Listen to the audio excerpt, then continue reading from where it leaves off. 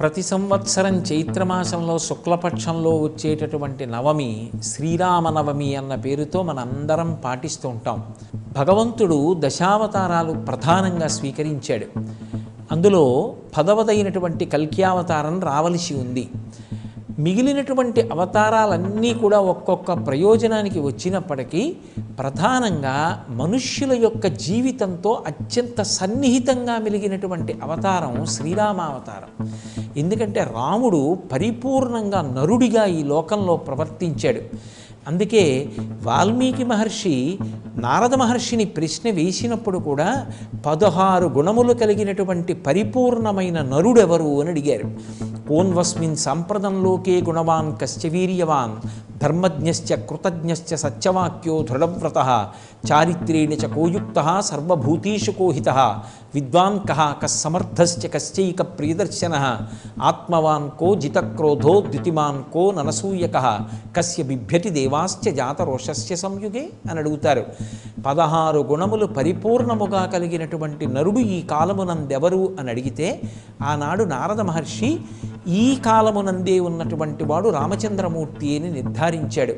మనుష్య జీవితంతో రామచంద్రమూర్తి యొక్క జీవితం మమేకమైపోయింది. నరుడిగా పుట్టాడు, నరుడిగా పెరిగాడు, నరుడు ఎలా కష్టాలు పడతాడో అలా కష్టాలు పడ్డాడు. నరుడిగానే అవతార పరిసమాప్తి చేశాడు. ఆయన సత్యము చేత లోకములను గెలిచాడు, ధర్మము చేత సమస్తాన్ని గెలిచాడు, శుశ్రూష చేత గురువులను గెలిచాడు, దీనులను తన యొక్క దానగుణముల చేత గెలిచాడు, అలాగే శత్రువులను తన పౌరుష పరాక్రమముల చేత గెలిచాడు. పరిపూర్ణమైనటువంటి నరుడి యొక్క అవతారమే రామావతారం. అంత గొప్పదైనటువంటి రామావతారం నరుడిగా వస్తే తప్ప రావణ సంహారం జరగదని, ఆ అవసరం లేకపోయినా సరే కౌసల్యా గర్భవాసం 12 నెలలు చేసి ఆయన ఈ భూమి మీదకి నరుడుగా వచ్చాడు. అందుకే వాల్మీకి మహర్షి రామాయణం బాలకాండలో ఒక మాట అంటారు, తతశ్చ ద్వాదశే మాసే చైత్రే నవమికి తిథౌ నక్షత్రే తిథి దైవత్యే సోచ్ఛ సంస్థేషు పంచషు గ్రహేషు కర్కటే లగ్నే వాక్పతాం విద్యునా సహ ప్రోద్యమానీ జగన్నాథం సర్వలోక నమస్కృతం అన్నారు. 5 గ్రహాలు ఉచ్ఛలో ఉండగా చైత్రమాసంలో శుక్లపక్షంలో నవమి తిథి నాడు మధ్యాహ్నం వేళ పరిపూర్ణమైనటువంటి నరుడిగా వచ్చినటువంటి అవతారం శ్రీరామావతారం. అటువంటి శ్రీరామచంద్రమూర్తి ఈ లోకంలో ఆవిర్భవించి మనకందరికీ కూడా ధర్మానుష్ఠానంతో మనిషి ఎలా ప్రవర్తించాలో నేర్పాడు. చైత్రమాసంలో వచ్చినటువంటి రామావతారం నరుడిగా ప్రవర్తించనని నేర్పితే, వైశాఖ మాసంలో వచ్చినటువంటి శంకర భగవత్పాదుల యొక్క అవతారం ఒక మనిషిగా ఎలా బ్రతకాలో ప్రబోధం చేసినటువంటి అవతారం. అంత గొప్ప మాసములు రెండిటిలో 2 గొప్ప గొప్ప అవతారాలు వచ్చాయి. ఒకటి సాక్షాత్ శ్రీ మహావిష్ణువు యొక్క అవతారం అయితే, ఒకటి పరమశివుని యొక్క అవతారం.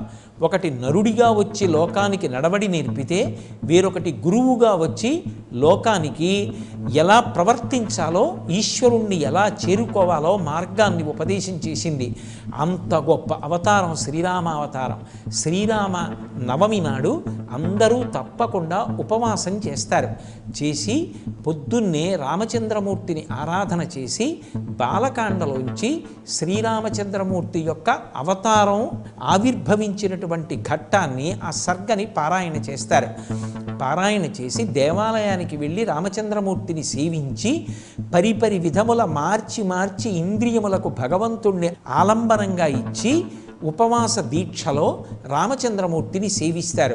అంటే కన్నులతో కొంతసేపు రామచంద్రమూర్తి యొక్క రూపాన్ని చూడడం, చెవులతో రామచంద్రమూర్తి యొక్క కీర్తనాన్ని వినడం, చేతులతో రామచంద్రమూర్తిని సేవించడం, అలాగే నోటితో రామచంద్రమూర్తి యొక్క కీర్తిని భజించడం, అలా మార్చి ఇంద్రియములను రామచంద్రమూర్తి యొక్క సేవ యందు వినియోగిస్తారు. ఆ రోజంతా ఉపవాసం ఉండి శ్రీరామచంద్రమూర్తి యొక్క సేవ చేసి ఆ సాయంకాలం పట్టాభిషేక సర్గ చదువుతారు. కాస్త సంస్కృత భాషా పరిజ్ఞానం ఉన్నటువంటి పెద్దల్ని ఆహ్వానించి ఆ రోజు సాయంకాలం భక్తులందరూ కూర్చుని యుద్ధకాండలో పట్టాభిషేక సర్గ ఏది ఉందో ఆ సర్గలో మకుటధారణ అంటారు. అంటే ఆయనకి కిరీటం పెట్టినప్పుడు వశిష్ఠాది మహర్షులు వచ్చి ఆ కిరీటాన్ని అక్కడ ఉంచి పూజించి ఆయన తల మీద అలంకరించారు. ఆ ఘట్టాన్ని ఒకసారి చదివి వివరణ చేస్తారు. ఆ మకుటధారణ సర్గ చదువుతారు. అలాగే ఆంధ్రదేశంలో సీతారామ కళ్యాణం ప్రఖ్యాతి వహించింది. కళ్యాణం చూసినంత మాత్రం చేత, కళ్యాణంలో ఉన్నటువంటి తలంబ్రాల అక్షతలు తల మీద వేసుకున్నంత మాత్రం చేత 3 రకములైనటువంటి అనుగ్రహం కలుగుతుంది. యజ్ఞం చెయ్యాలనేటటువంటి బుద్ధి కలిగి ఆ యజ్ఞం చేసినటువంటి కారణం చేత దేవతల యొక్క అనుగ్రహాన్ని పొంది తానే కాకుండా తాను తన చుట్టుపక్కల ఉన్నవారు సమాజము అంతా కూడా వర్ధిల్లి, కళ్యాణం చూసినంత మాత్రం చేత, కళ్యాణంలో ఉన్నటువంటి తలంబ్రాల అక్షతలు తల మీద వేసుకున్నంత మాత్రం చేత 3 రకములైనటువంటి అనుగ్రహం కలుగుతుంది. యజ్ఞం చెయ్యాలనేటటువంటి బుద్ధి కలిగి ఆ యజ్ఞం చేసినటువంటి కారణం చేత దేవతల యొక్క అనుగ్రహాన్ని పొంది తానే కాకుండా తాను తన చుట్టుపక్కల ఉన్నవారు సమాజము అంతా కూడా వర్ధిల్లుతుంది.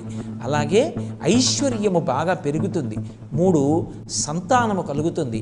కళ్యాణము వలన పొందనటువంటి ప్రయోజనము లోకంలో ఉండదు. అన్ని ప్రయోజనములు పొందవచ్చు.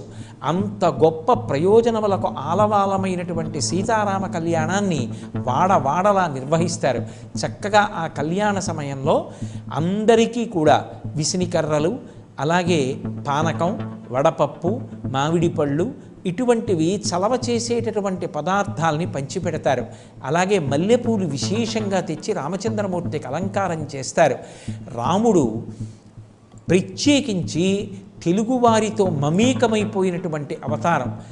అంత గొప్ప అవతారమైనటువంటి శ్రీరామచంద్రమూర్తి యొక్క అవతారం మనకి భద్రాచల క్షేత్రంలో విరాజమానమై ఉన్నది. ఆ భద్రాద్రి చేసినటువంటి అద్భుతమైనటువంటి తపస్సు ఫలితంగా వామాంకస్థిత జానకీ పరిల సత్కోదండ దండంకరే చక్రం చోర్ధ్వకరేణ బాహుయుగలే శంఖం శరం దక్షిణే బిభ్రాణం జలజాతపత్రనయనం భద్రాద్రి మూర్ధ్ని స్థితం కేయూరాది విభూషితం రఘుపతిం సౌమిత్రియుక్తం భజే అని అపసవ్యముగా ఆయుధములను ధరించి లక్ష్మణ సీతా సమేతుడై రామచంద్ర ప్రభు భద్రాద్రి మీద వెలిశాడు.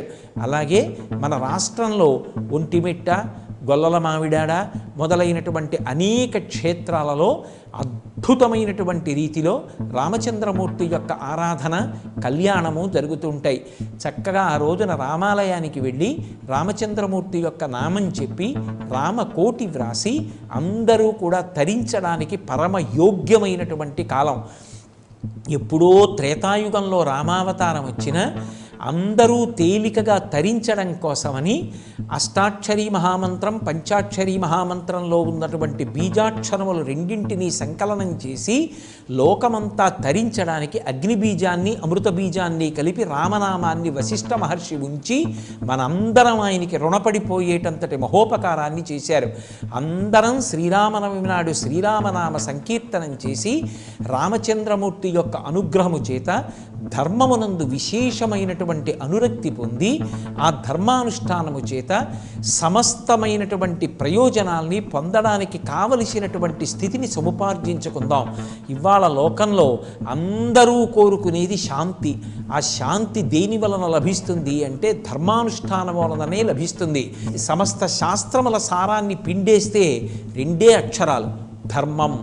ఆ ధర్మానుష్ఠానమునందు అనురక్తి దేని వలన కలుగుతుంది అంటే రామచంద్రమూర్తి యొక్క ఆరాధన వలన కలుగుతుంది. అంత గొప్ప నైమిత్తిక తిథి శ్రీరామనవమి. అటువంటి శ్రీరామనవమిని మనందరం భక్తి ప్రపత్తులతో ఆచరించి ఆ సీతారాముల యొక్క పరిపూర్ణమైనటువంటి అనుగ్రహానికి పాత్రులమవుదాం. రామాయణం లేని ఇల్లు, రామ కథ చెప్పనటువంటి తల్లి, రామనామ వైభవం తెలుసుకోనటువంటి వ్యక్తి బహుశಃ లోకంలో ఉంటారని నేను అనుకోవట్లేదు. ఎందుచేత అంటే శ్రీరామాయణం ఆదికావ్యం, మధురాతి మధురమైనటువంటి కథ. ఎన్ని మాటలు రామాయణం చదవండి ఇన్ని మాటలు రామాయణం వినండి, ఎప్పటికప్పుడే ఒక కొత్తతనం కనిపిస్తుంది. రామాయణంలో ఉన్నటువంటి విశేషం ఏమిటంటే ఎప్పుడో జరిగిన కథలా ఉండదు. రామాయణం చదువుతున్నప్పుడు మన కళ్ళ ముందు ఆ వ్యక్తులందరూ సజీవంగా కదులుతూ మాట్లాడుతున్నంత అద్భుతమైనటువంటి రచన చేశారు. శ్రీరామాయణము ఇతిహాసము అంటే అది కల్పింపబడినటువంటి కథ కాదు, యథార్థమైనటువంటి గాథ. రామచంద్రమూర్తి యొక్క అవతారము పరమ సత్యము. లోకానికి ధర్మాన్ని నేర్పడం కోసమని రావణవధ అయిపోయిన తరువాత కూడా ఆయన అవతార పరిసమాప్తి చేయకుండా కేవలంగా 11,000 సంవత్సరములు తదనంతర కాలమునందు కూడా ఈ లోకంలో ఆయన ఉండి లోకానికంతటికీ కూడా ధర్మాన్ని నేర్పారు. అందుకే మీరు చూడండి, అసలు రామస్పర్శ లేనటువంటి విషయము ఉండదు. ఏదైనా వ్రాయడం మొదలు పెడితే శ్రీరామ అని వ్రాసి వ్రాయడం మొదలు పెడతాం. ఓ చంటి పిల్లవాడికి స్నానం చేయించారనుకోండి, ఆఖరణ పాత్రలో మిగిలిన నీరు కొద్దిగా చేత్తో పట్టుకుని తల్లి పిల్లవాడి చుట్టూ తిప్పి శ్రీరామ రక్ష అని పిల్లవాడికి రక్ష పెడుతుంది. పిల్లవాడికి చిన్నతనంలో రామకథ చెప్తుంది. ఇంట్లో ఎవరైనా వృద్ధిలోకి రావాలి అని కోరుకున్నప్పుడు రామచంద్రమూర్తి అంతటి వాడి అవ్వాలరా అంటారు. లోకంలో ఎవరైనా ఒక తల్లి గొప్ప కొడుకుని కంటే కౌసల్య లాంటి తల్లివమ్మ అంటారు. ఎవరైనా అసూయతో ప్రవర్తిస్తే దీనిది శూర్పణఖ బుద్ధిరా అంటారు. ఒకడు అహంకారగ్రస్తుడైతే వీడిది రావణ బుద్ధిరా అంటారు. కాపట్యం ఎక్కువగా ఉంటే వీడు మారీచుడు లాంటి వాడు రా అంటారు. ఎక్కువ నిద్రపోతే నువ్వు కుంభకర్ణుడుగా ఏమి అంటారు. అసలు రామాయణం సమాజం నుంచి విడదీయడానికి వీలు లేనంతగా మమేకమైపోయింది. అంత గొప్ప రామ కథ అసలు మనిషి జీవితంలో మమేకమైపోయి ఉండిపోయింది. రామాయణాన్ని చదివినంత మాత్రం చేత మనిషి ఉత్థాన పతనములలో ఎలా ఊంచుకోవాలో అలవాటవుతుంది. ఒక విషయాన్ని ఎలా చెయ్యాలి, వేద ప్రమాణాన్ని అనుసరించి ఎలా ప్రవర్తించాలి అంటే రామాయణం చదువుకుంటే చాలు. ఒక కష్టం వచ్చినప్పుడు రాముడు ఎలా నిలబడ్డాడు, సీతమ్మ ఎలా నిలబడగలిగింది అన్నది గుర్తు తెచ్చుకుంటే మనం పొందిన కష్టం కష్టమా అనిపిస్తుంది. మనుష్యులు పొందేటటువంటి కష్టాలలోకెల్లా పెద్ద కష్టం ఏమిటి అంటే తన కష్టం చెప్పుకోవడానికి పక్కన ఒక వ్యక్తి లేకపోవడం. మా తల్లి సీతమ్మ తాను అంత కష్టంలో ఉండి తన కష్టం చెప్పుకోవడానికి పక్కన ఒక వ్యక్తి లేకుండా అన్ని రోజులు రావణాసురుడి యొక్క లంకాపట్టణంలో బాధపడింది. ఆ తల్లి పడిన బాధ కన్నా నేను పొందేటటువంటి బాధలు ఏ పాటి అన్న భావన కలిగిన నాడు మనిషి ధర్మాన్ని విడిచిపెట్టకుండా నిలబడడానికి కావలసినటువంటి ప్రజ్ఞ సముపార్జించుకుంటాడు.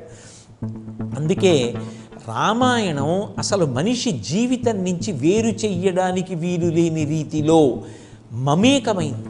రామాయణానికి ఉన్న గొప్పతనం ఏమిటంటే శ్రీరామాయణం మీరు చదువుతూ ఉండగా ఎన్ని మాటలు చదువుతున్నా మీకు కొత్త కొత్త విషయాలు అందులోంచి గోచరిస్తూనే ఉంటాయి. ఎన్ని మాటలు రామాయణం వినండి, విన్న కథే కదా అనిపించదు. ఎన్ని మాటలు రామాయణం చూడండి, చూసిన కథే కదా అనిపించదు. అందుకే ఎందరో కవులు వ్రాసిన రామాయణాన్నే వ్రాశారు, ఎందరో గాయకులు ఆ రామకథనే పాట పాడారు, ఎందరో ఆ రామకోటే వ్రాశారు. సర్వకాలముల యందు చేతిలో కోదండాన్ని ధరించి వీరరాఘవ విజయరాఘవ అనేటటువంటి 2 బిరుదునామాలతో సమస్త లోకాల్ని కాపాడేటటువంటి మహానుభావుడయ్యాడు. ధర్మబద్ధమైనటువంటి పరిపాలన చేసినటువంటి వ్యక్తి యొక్క పరిపాలనని కూడా రామరాజ్యం అని పిలుస్తాం.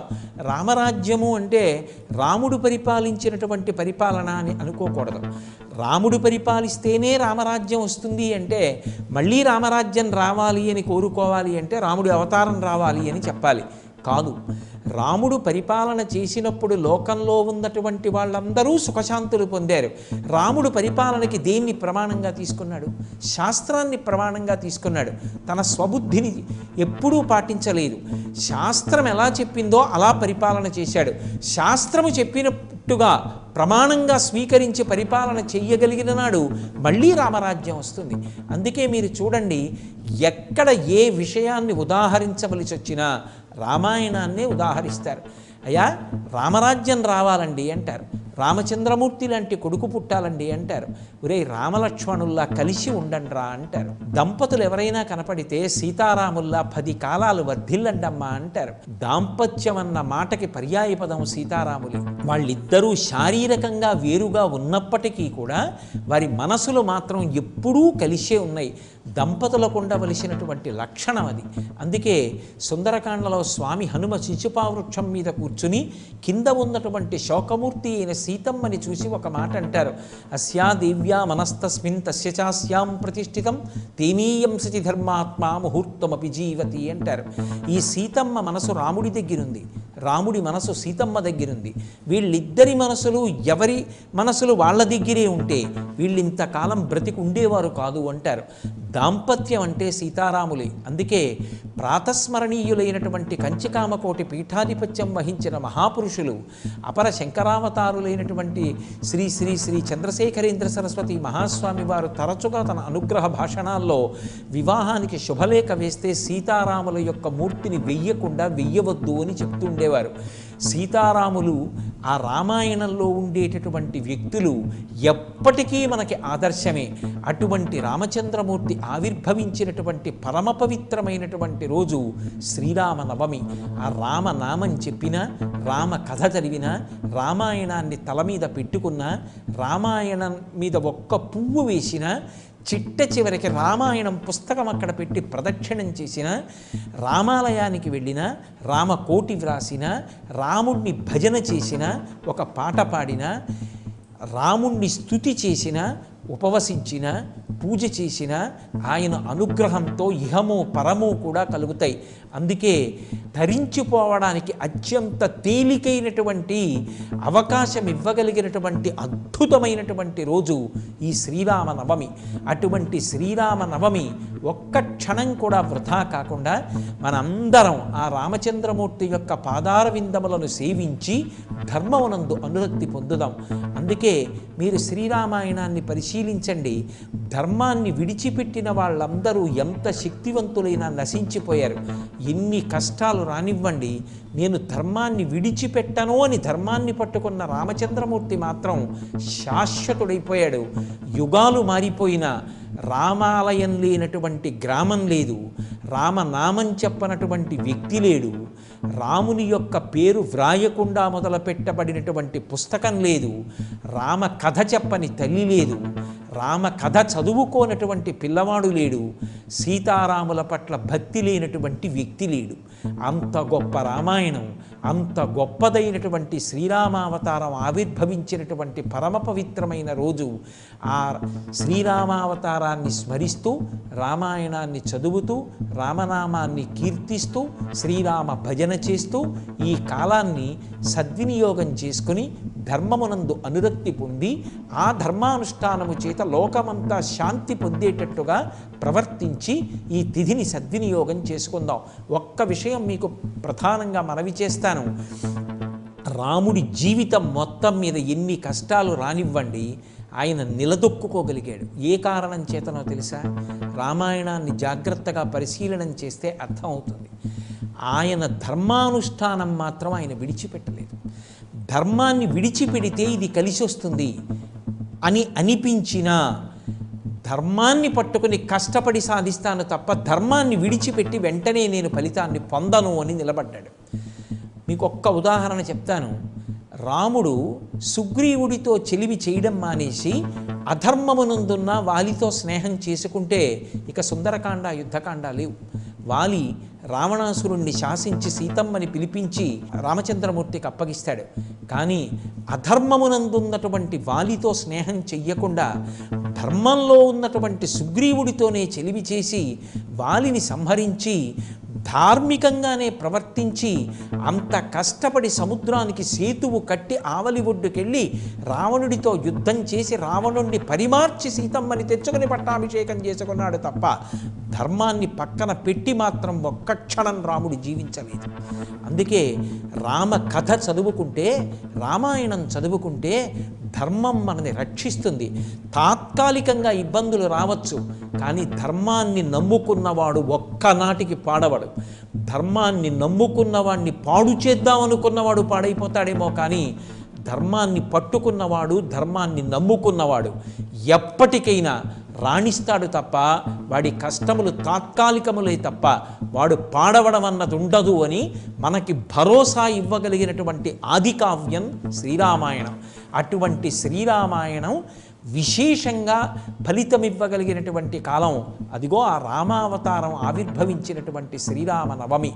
అందరం మళ్ళీ దీక్షగా అన్ని చోట్ల శ్రీరామాయణ ప్రవచనాలు జరిగి అందరం శ్రీరామనామ వైభవాన్ని గానం చేసి రామనామం చెప్పి చక్కగా అందరం రామాయణం చదువుకుని ఆ రామచంద్రమూర్తి అనుగ్రహంతో ధర్మమునందు విశేషమైన అనురక్తి పొంది ధార్మికమైన జీవనం పొందేటట్టుగా మమ్మల్ని అందరినీ అనుగ్రహించమని సీతాసహితుడైన ఆ రామచంద్రమూర్తి యొక్క పాదార విందములకు నమస్కరిద్దాం.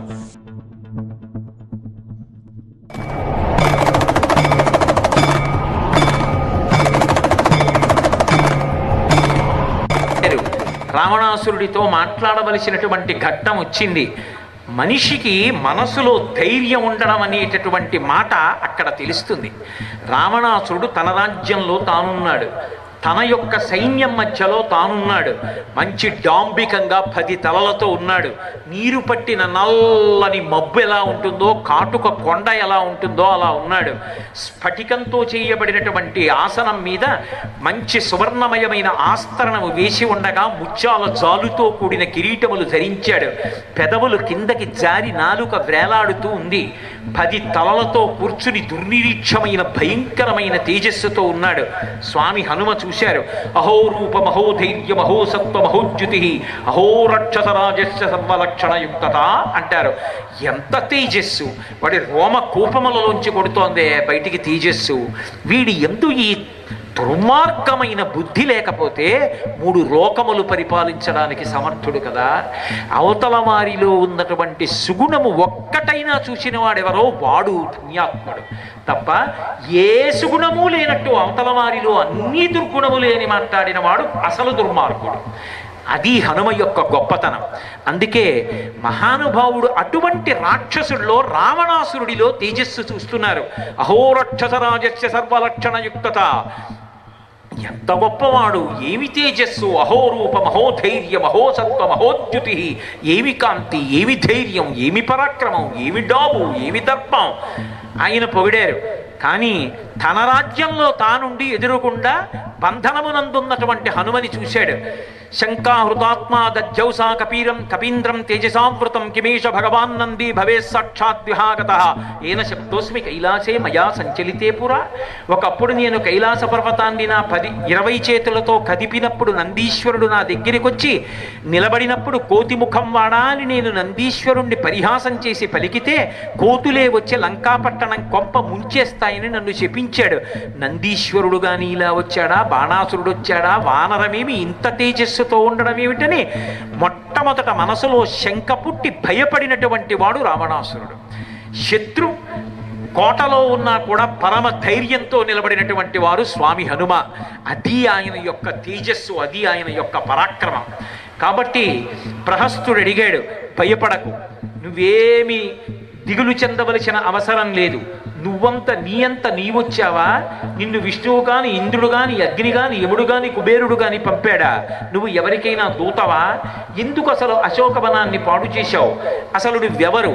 దాపరికం లేకుండా చెప్పు. మా ప్రభువు దయాశాలి, నీ ప్రాణములకు హాని ఉండదు, నిన్ను క్షేమంగా విడిచిపెడతా అన్నాడు. నేను మాట్లాడడానికి వచ్చింది రావణుడితో, మధ్యలో ఈ ప్రహస్తుడితో మాట్లాడటం ఏమిటని తిన్నగా రావణాసురుడి వంక తిరిగారు. ఆయన మాట్లాడేటటువంటి తీరు చూస్తే అద్భుతం. అసలు ఉన్నది ఒక్కడే, చుట్టూ శత్రు సైన్యం. రావణాసురుడితో మాట్లాడుతున్నారు. నిర్భయత్వం మహానుభావుడికి. వెనక రాముడు ఉండగా నాకేమి బెంగ అనుకుంటారు. మాట్లాడుతూ అంటారు, భ్రాతుశ్రుని సమాదేశం సుగ్రీవస్య మహాత్మన అని మొదలుపెట్టారు. నువ్వు ఇంద్రుడి దూతవా, కుబేరుడి దూతవా అగ్ని దూతవా అని అడిగావు కదా. నేను ఎవరి దూతను కాను, నేను వానరుడను, నా పేరు హనుమ, నేను నీ సోదరుడైన సుగ్రీవుడి యొక్క పనుపున వచ్చిన వాడను, దూతనన్నారు. రావణుడికి సుగ్రీవుడి సోదరుడు ఎలా అవుతాడు అంటే, సుగ్రీవుడి అన్నగారైనటువంటి వాలితో అపవిత్రమైన సంధి ఉంది రావణాసురుడికి. నువ్వు లోకంలో ఎక్కడ ఏ మంచి వస్తువు కనపడినా ఎత్తుకొచ్చి అనుభవించు, నువ్వు అనుభవించిన తర్వాత నాకి, అప్పుడు నేను అనుభవిస్తాను, నేను ఎత్తుకొస్తే నేను అనుభవించి నీకు ఇస్తాను. దానికి ధర్మంతో సంబంధం లేదు. అంత అపవిత్రమైన ఒడంబడిక ఉంది ఇద్దరి మధ్య. అందుకని వాలిని రావణాసురుడు అన్నగారిగా భావిస్తాడు. మరి వాలిని అన్నగారిగా భావిస్తే సుగ్రీవుడు కూడా సోదరుడేగా. అందుకని నీ సోదరుడు నీకు కబురు చేశాడు. ఏమిటి దానిలో అంతరార్థం? సుగ్రీవుడికి అలవాటు ఉంది, ముందు సందేశం పంపిస్తాడు, మాట వినకపోతే అన్నగారిని చూడ్డు, రాముణ్ణి తీసుకొచ్చి బాణ వేయించి పడగొడతాడు. అలాగే వాలి సంహారం చేయించాడు. ఇప్పుడు నాతో కబురు పెట్టాడు, విన్నావా బ్రతుకుతావు, లేకపోతే రాముణ్ణి తీసుకుని వచ్చి బాణం వేయిస్తాడు, చచ్చి ఊరుకుంటావు.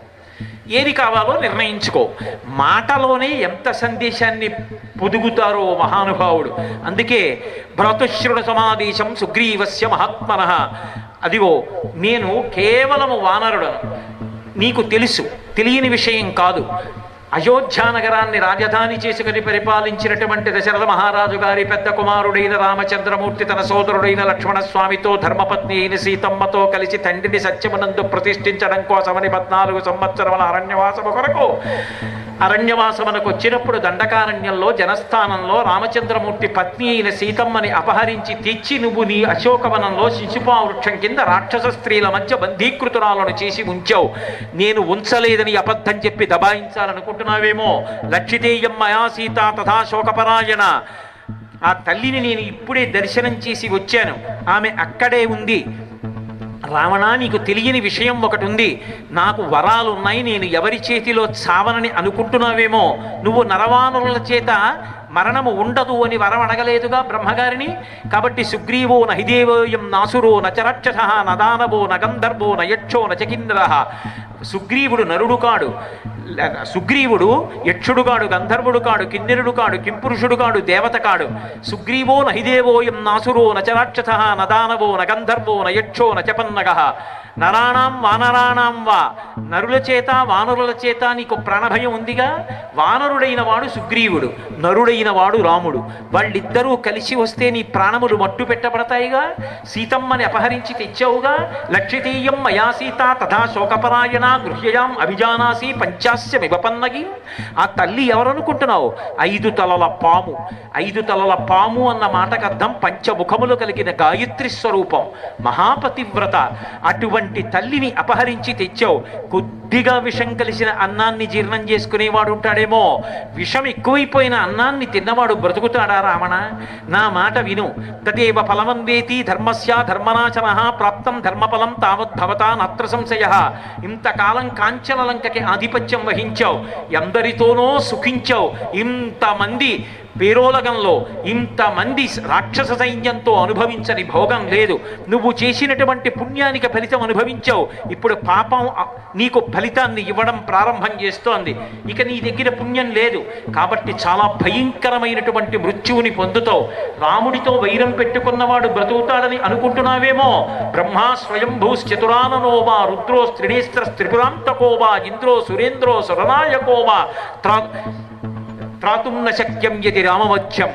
బ్రహ్మ స్వయంభూ 4 ముఖముల కలవాడైన రుద్రుడు, త్రినేత్రుడు, త్రిపురాంతకుడు, పరమేశ్వరుడైన ఇంద్రుడైన మహేంద్రుడైన ఆయన రామచంద్రమూర్తి నేను చంపుతానని ప్రతిజ్ఞ చేసిన వాడిని కాపాడగలిగిన వాడు ఉండడు. ఎందుకని? రాముడొకడు, శివుడొకడు, రాముడొకడు, ఇంద్రుడొకడు, రాముడొకడు, బ్రహ్మ ఒకరు కాదు, అన్నీ రాముడే. సృష్టికర్త, స్థితికర్త, ప్రళయకర్త రామ పరబ్రహ్మం. అందుకే అంటారు రామో భామిని లోకస్య చాతుర్వర్ణస్య రక్షిత మర్యాదానాంచ లోకస్య కర్తా కారయితా చ సహా అంటారు హనుమ. మర్యాదా పురుషోత్తముడు నరుడిగా ఉన్నాడు. ఆ రాముడు వచ్చిన నాడు నువ్వు నిలబడలేవు. రాముడి పరాక్రమం ఏమిటో నీకు తెలియదా?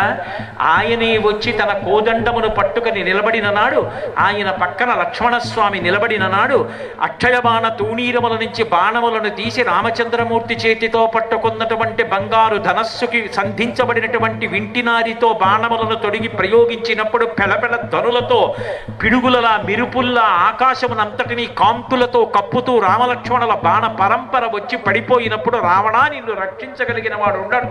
ఈ లంక నశించి దహనమైపోతుంది. నా మాట విను, ఇప్పటికైనా తీసుకెళ్లి సీతమ్మనిచ్చేయి. సంస్కృతంలో వాల్మీకి మహర్షి ఎంత అద్భుత రచన చేశారో తత్తుల్యంగా రచించాడు భాస్కరుడు భాస్కర రామాయణంలో. మండిత విస్ఫులింగ విషమ జ్వలితానల కీలలు అబ్జ గర్భాండము నిండ రామ వసుధాదిపుడేశడు వజ్ర సాధనా ఖండిత పంక్తికంఠ కణకంఠ పురాంతక శైలచాలనోద్దండ బలప్రచండ పురదండ విఖండన చండకాండముల్. ఆ రామచంద్రమూర్తి కోదండము నుంచి వినిర్ముక్తమైనటువంటి బాణ పరంపర వచ్చి ఆకాశం మీద పడి లంకా పట్టణాన్ని కాల్చేస్తున్నప్పుడు నిన్ను రక్షించగలిగిన వాడు ఉండడు. చరణాగ్రమణ నీ భుజాదర్పమడచిన దూర్జటి విలులీల త్రుంచివైచే వాలపాశంబున పడి నిన్ను కట్టిన వాలి నొక్కమ్మున కులవేసే అని నిన్ను జరగొన్న అర్జును పురిగొన్న పరశురాముని ఆది భంగపరిచే కడిమి అయ్యొక్కట కరదూషణాదుల 14,000 బరిసమరే అమ్మహాధనుర్ధరునకిగ్గాచరించి హరిహర బ్రహ్మశక్రాదులైన అతని భయత నిర్ఘాత సంఘాత పాత శాత పాన ఘాత హతులు కాక బ్రతుకగలరే. ఏమనుకుంటున్నావురా రావణ? రామచంద్రమూర్తి యొక్క పరాక్రమం అంటే ఒకానొక నాడు కైలాస పర్వతాన్ని కదిపేస్తానని నీ 20 చేతులు పెట్టి నువ్వు కైలాసాన్ని కదుపుతుంటే ధూర్తుడెవడరా కదుపుతున్నవాడని పరమశివుడు తన కాలి బొటన వేలితో నొక్కితే నీ 20 చేతులు దాని కింద ఉండిపోతే ఆ రోజున పరమశివుడిని సామవేద మంత్రాలతో ప్రస్తుతి చేసి నువ్వు పెద్ద పెద్ద అరుపులు అరిస్తే లోకాలు భయపడేటట్టు అరిచావు కాబట్టి నిన్ను అంత రవం చేసిన వాడివని రావణ అని పిలిచి కాలి బొటన వేలు పైకెత్తితే అప్పుడు నీ చేతులు వెనక్కి తీసుకున్నావు.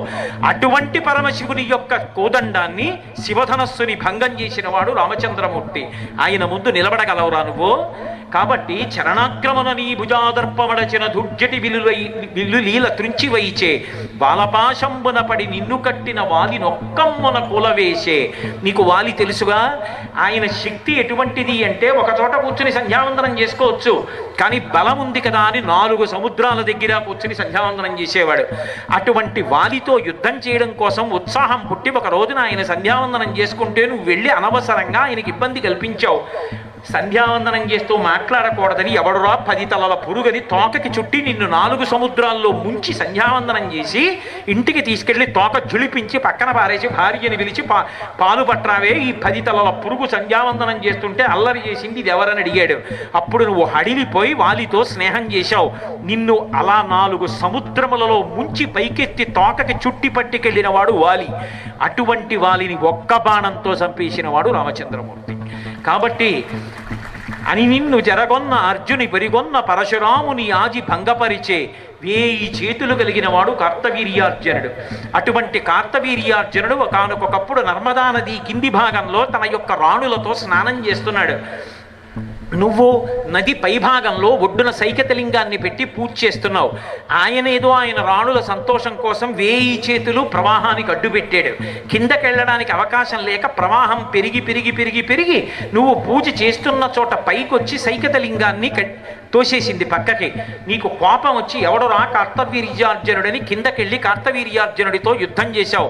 ఆయన నిన్ను బంధించి తీసుకెళ్ళి కారాగారంలో పారేస్తే మీ తాతగారు మహానుభావుడు పులశ్చ బ్రహ్మ వచ్చి నిన్ను విడిపించి తీసుకెళ్ళాడు. అటువంటి కార్తవీర్యార్జునుడి యొక్క 1000 చేతులు తన గండ్రగొడ్డలితో నరికేసిన వాడు పరశురాముడు. ఆ పరశురాముణ్ణి ఓడించి వైష్ణవ ధనస్సు అందుకున్నవాడు రామచంద్రమూర్తి. ఆయనతో నువ్వు నిలబడగలవురా? చరణాగ్రమణ నీ భుజాదర్పమడచిన దుర్జటి విలులీల త్రుంచివైచే బాలపాశంబున పడి నిన్ను కట్టిన వాలి నొక్కమ్మున కులవేసే అని నిన్ను జరగొన్న అర్జును పురిగొన్న పరశురాముని ఆది భంగపరిచే కడిమి అయ్యొక్కట కరదూషణాదుల 14,000 బారిసమరే 14,000 మంది కరదూషణాదులనేటటువంటి రాక్షసులు ఒకవైపు, రాముడు ఒక్కడు ఒకవైపు. ఎప్పుడు బాణం తీశాడో, ఎప్పుడు సంధించాడో, ఎప్పుడు విడిచిపెట్టాడో తెలియదు. తెగిపోతున్న తలలు బట్టి తెలుసుకున్నారు. 1 గంట 48 నిమిషములలో 14,000 మందిని సంహరించాడు. బండన భీముడు అర్తజన బంధవుడుజ్వల బాణతోణ కోదండ కళాప్రచండ భుజదండవ కీర్తికి రామమూర్తికి రెండవ సాటి దైవమిక లేడనుచున్ గడకట్టి భేదికా డండ డండ డండ నిడదంబుల జండము నిండ మత్త వేదండము నిక్కి చాటతను దాశరథి కరుణాపయోనిధి అంటాడు గోపరాజు గారు. యుద్ధం వస్తే రామచంద్రమూర్తి యొక్క భుజములు తాండవం చేస్తాయి. అటువంటి రాముడురా, అటువంటి రాముడితో నువ్వు యుద్ధం చేయగలవా? ఒక్కనాటికి చెయ్యలేవు. అటువంటి రాముడు కరదూషణాదుల 14,000 వరిసమరే అమ్మహాధనుర్ధరుణ కిగ్గాచరించి హరిహర బ్రహ్మశక్రాదులైన అతని భయత నిర్ఘాత సంఘాత పాత శాత బాణ ఘాత హతులు కాక బ్రతుకగలరే. రాముడి వరకెందుకురా? తురగశ్చందన మత్తవారణ భట స్తోమంబుతో కూడా నీపురి భస్మంబుగా కాల్చి సైనిక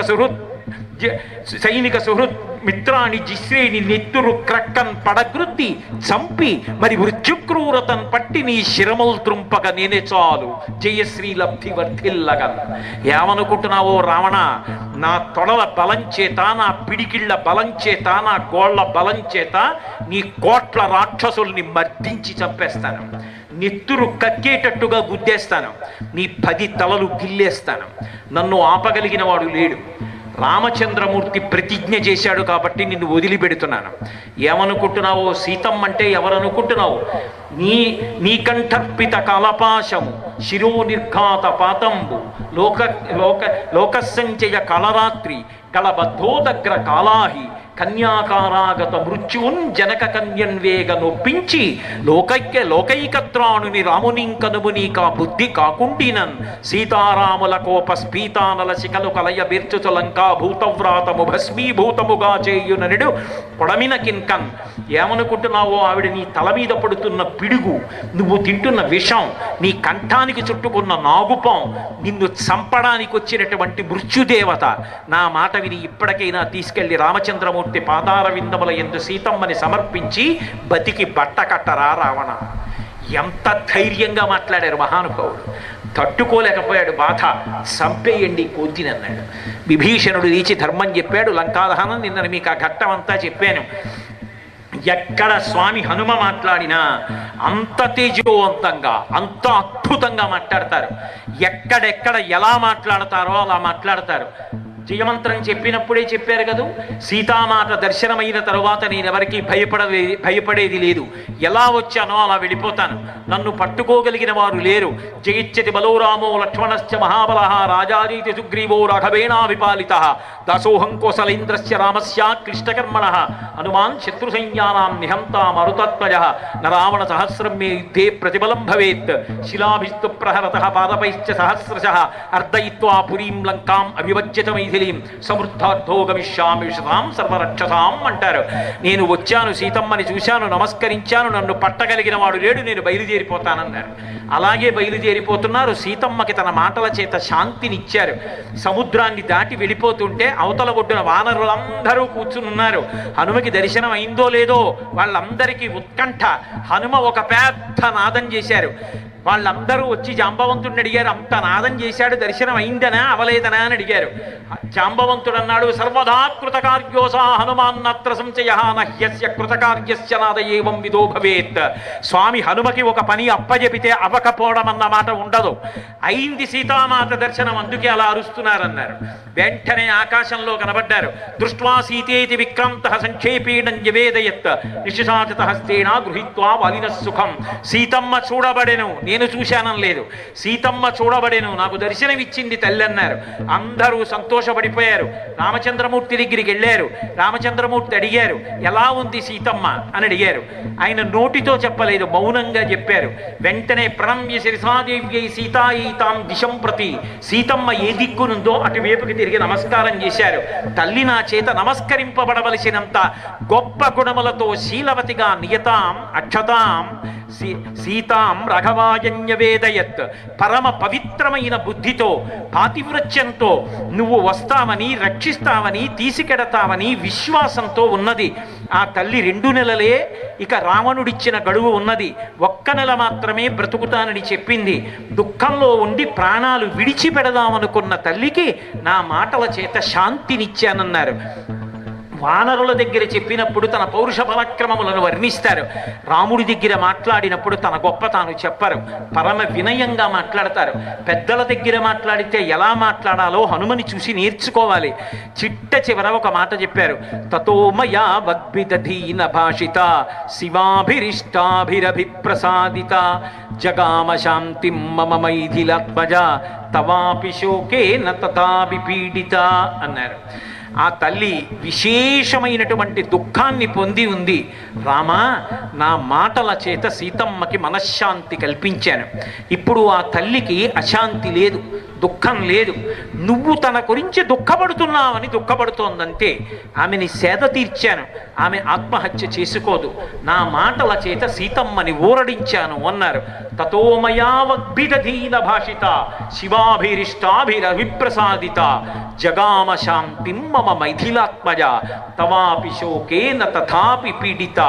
మాటల చేత సీతమ్మకి శాంతినిచ్చాను, చనిపోతున్న తల్లిని బ్రతికించాను, మళ్ళీ చచ్చిపోకుండా ఊరటపరచాను.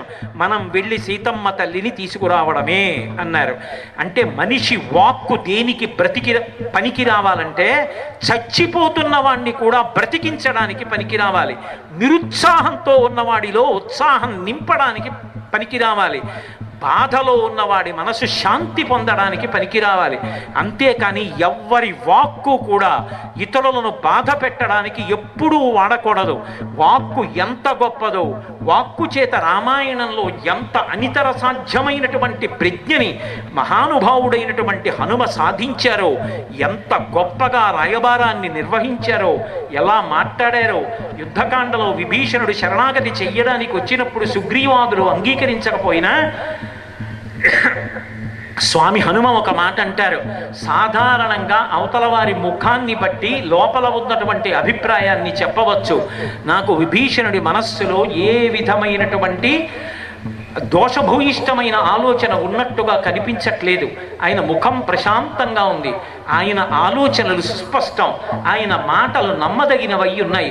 రామా, మీరు అడిగారు కాబట్టి చెప్పాను, మీరు ఎలా చెయ్యాలంటే అలా చెయ్యండి అంటారు.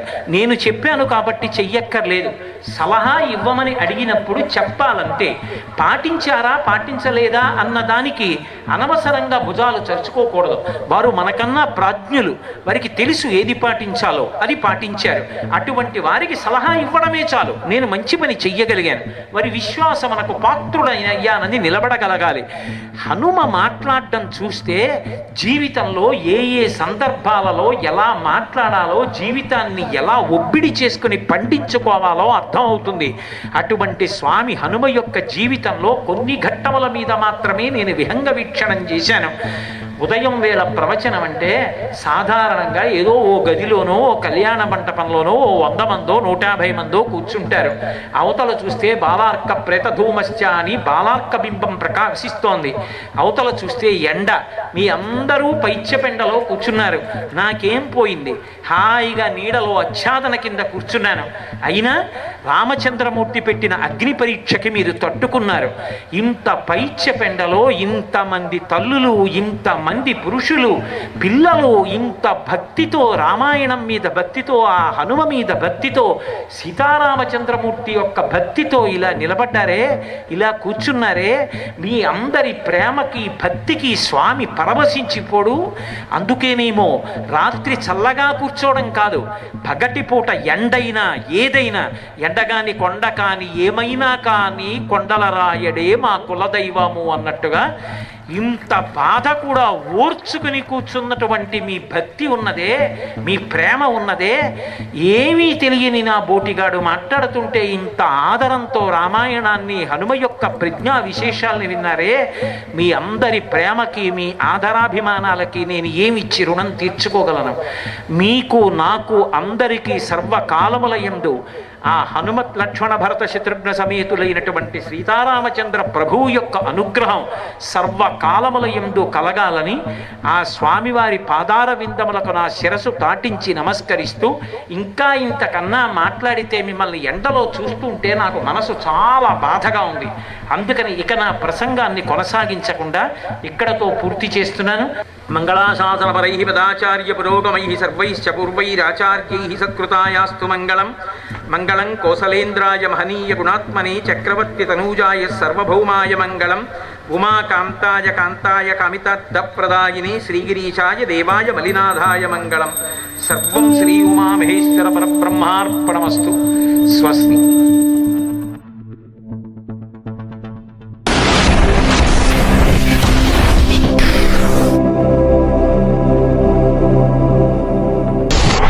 ఎవరికి ఏ కోరిక ఉండనివ్వండి, కోరిక ఉండకుండా ఉండడం అన్నది సాధ్యం కాదు. కోరిక ఉంటుంది కానీ అది ధార్మికమై ఉండాలి.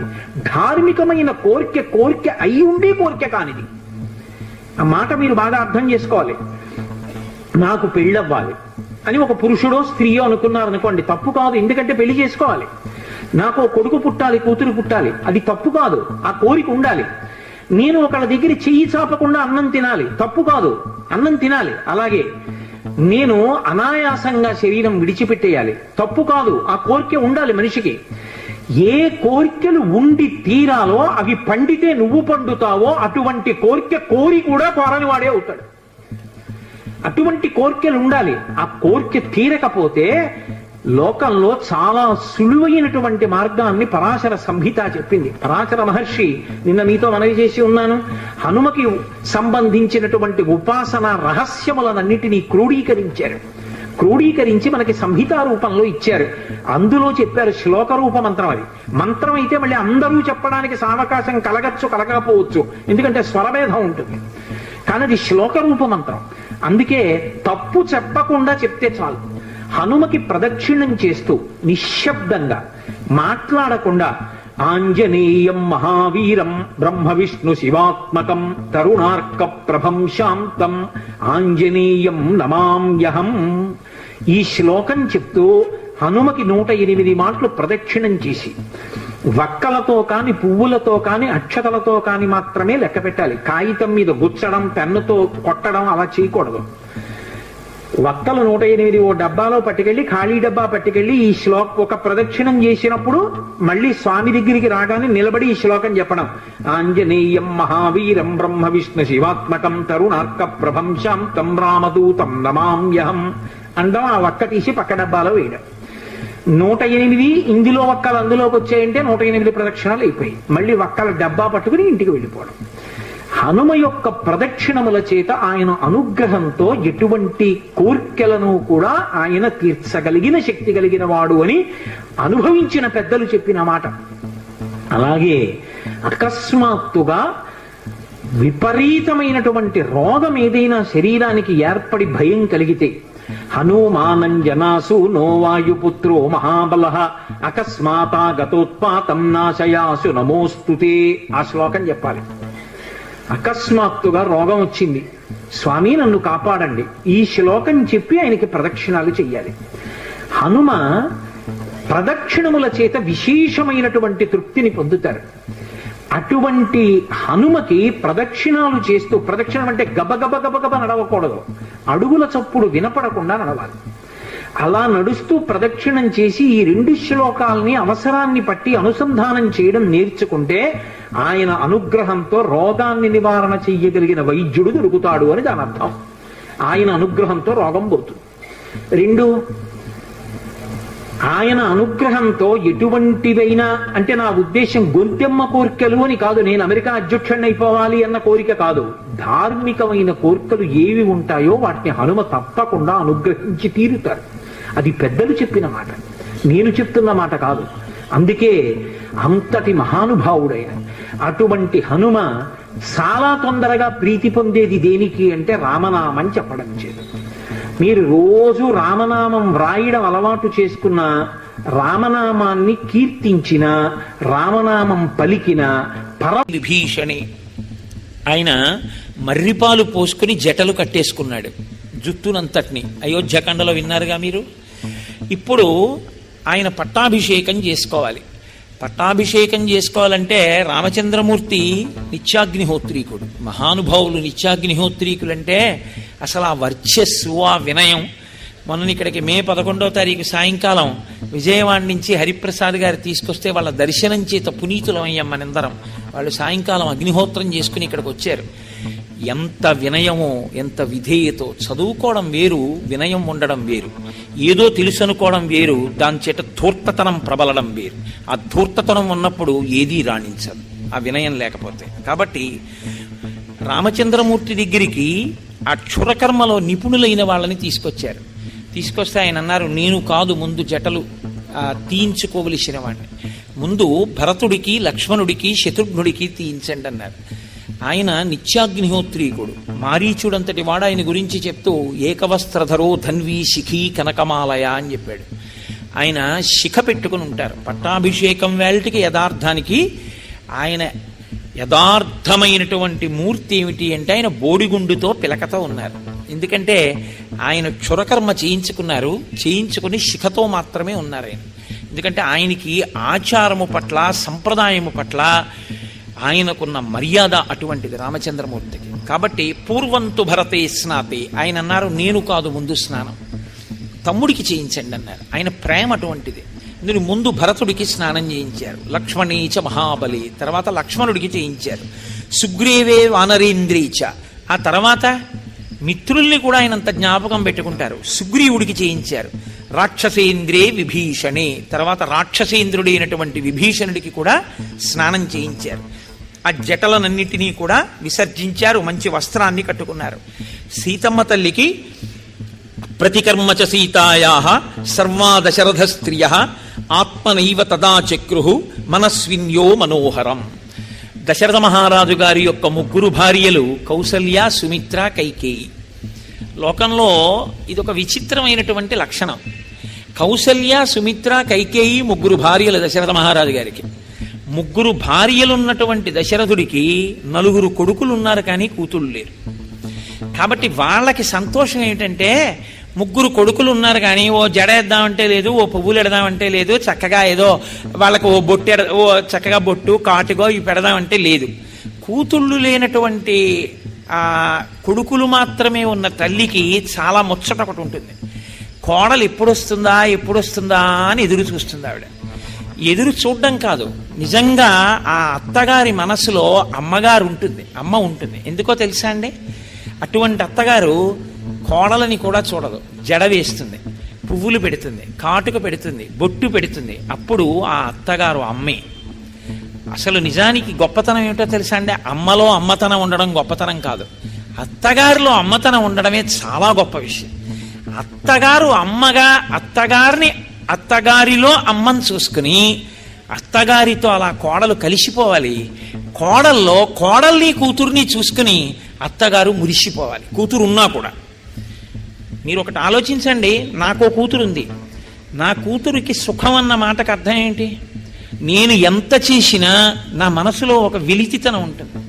నేను చేయడం కాదు ఇవన్నీ, వాళ్ళ ఆయన చెయ్యాలి, వాళ్ళ అత్తవారు చేస్తే బాగుంటుందని ఉంటుంది. వాళ్ళ అత్తవారి వల్ల తృప్తి పొందితే నా కూతురు, నేనెంతో సంతోషిస్తాను. ఏమి నా కూతురు అయితే ఆ న్యాయమా? రేపు నా కోడలు వస్తే అప్పుడు నా కోడలు ఎక్కడ సుఖపడాలి? నా దగ్గర సుఖపడాలి. నా దగ్గర మామగారినైనందుకు ఏమిటి నా పెద్దరికం? నా కోడలు ఎక్కువ సంతోషించాలి. ఒకసారి కూతురికి కొడుక్కి కూడా పెళ్లి చేశాక కూతురు అల్లుడు, కొడుకు కోడలు 4 తీసుకుని పండక్కి బట్టలు కొనడానికి వెళ్ళాను అనుకోండి, నేనైతే నా జీవితాంతం అంతే.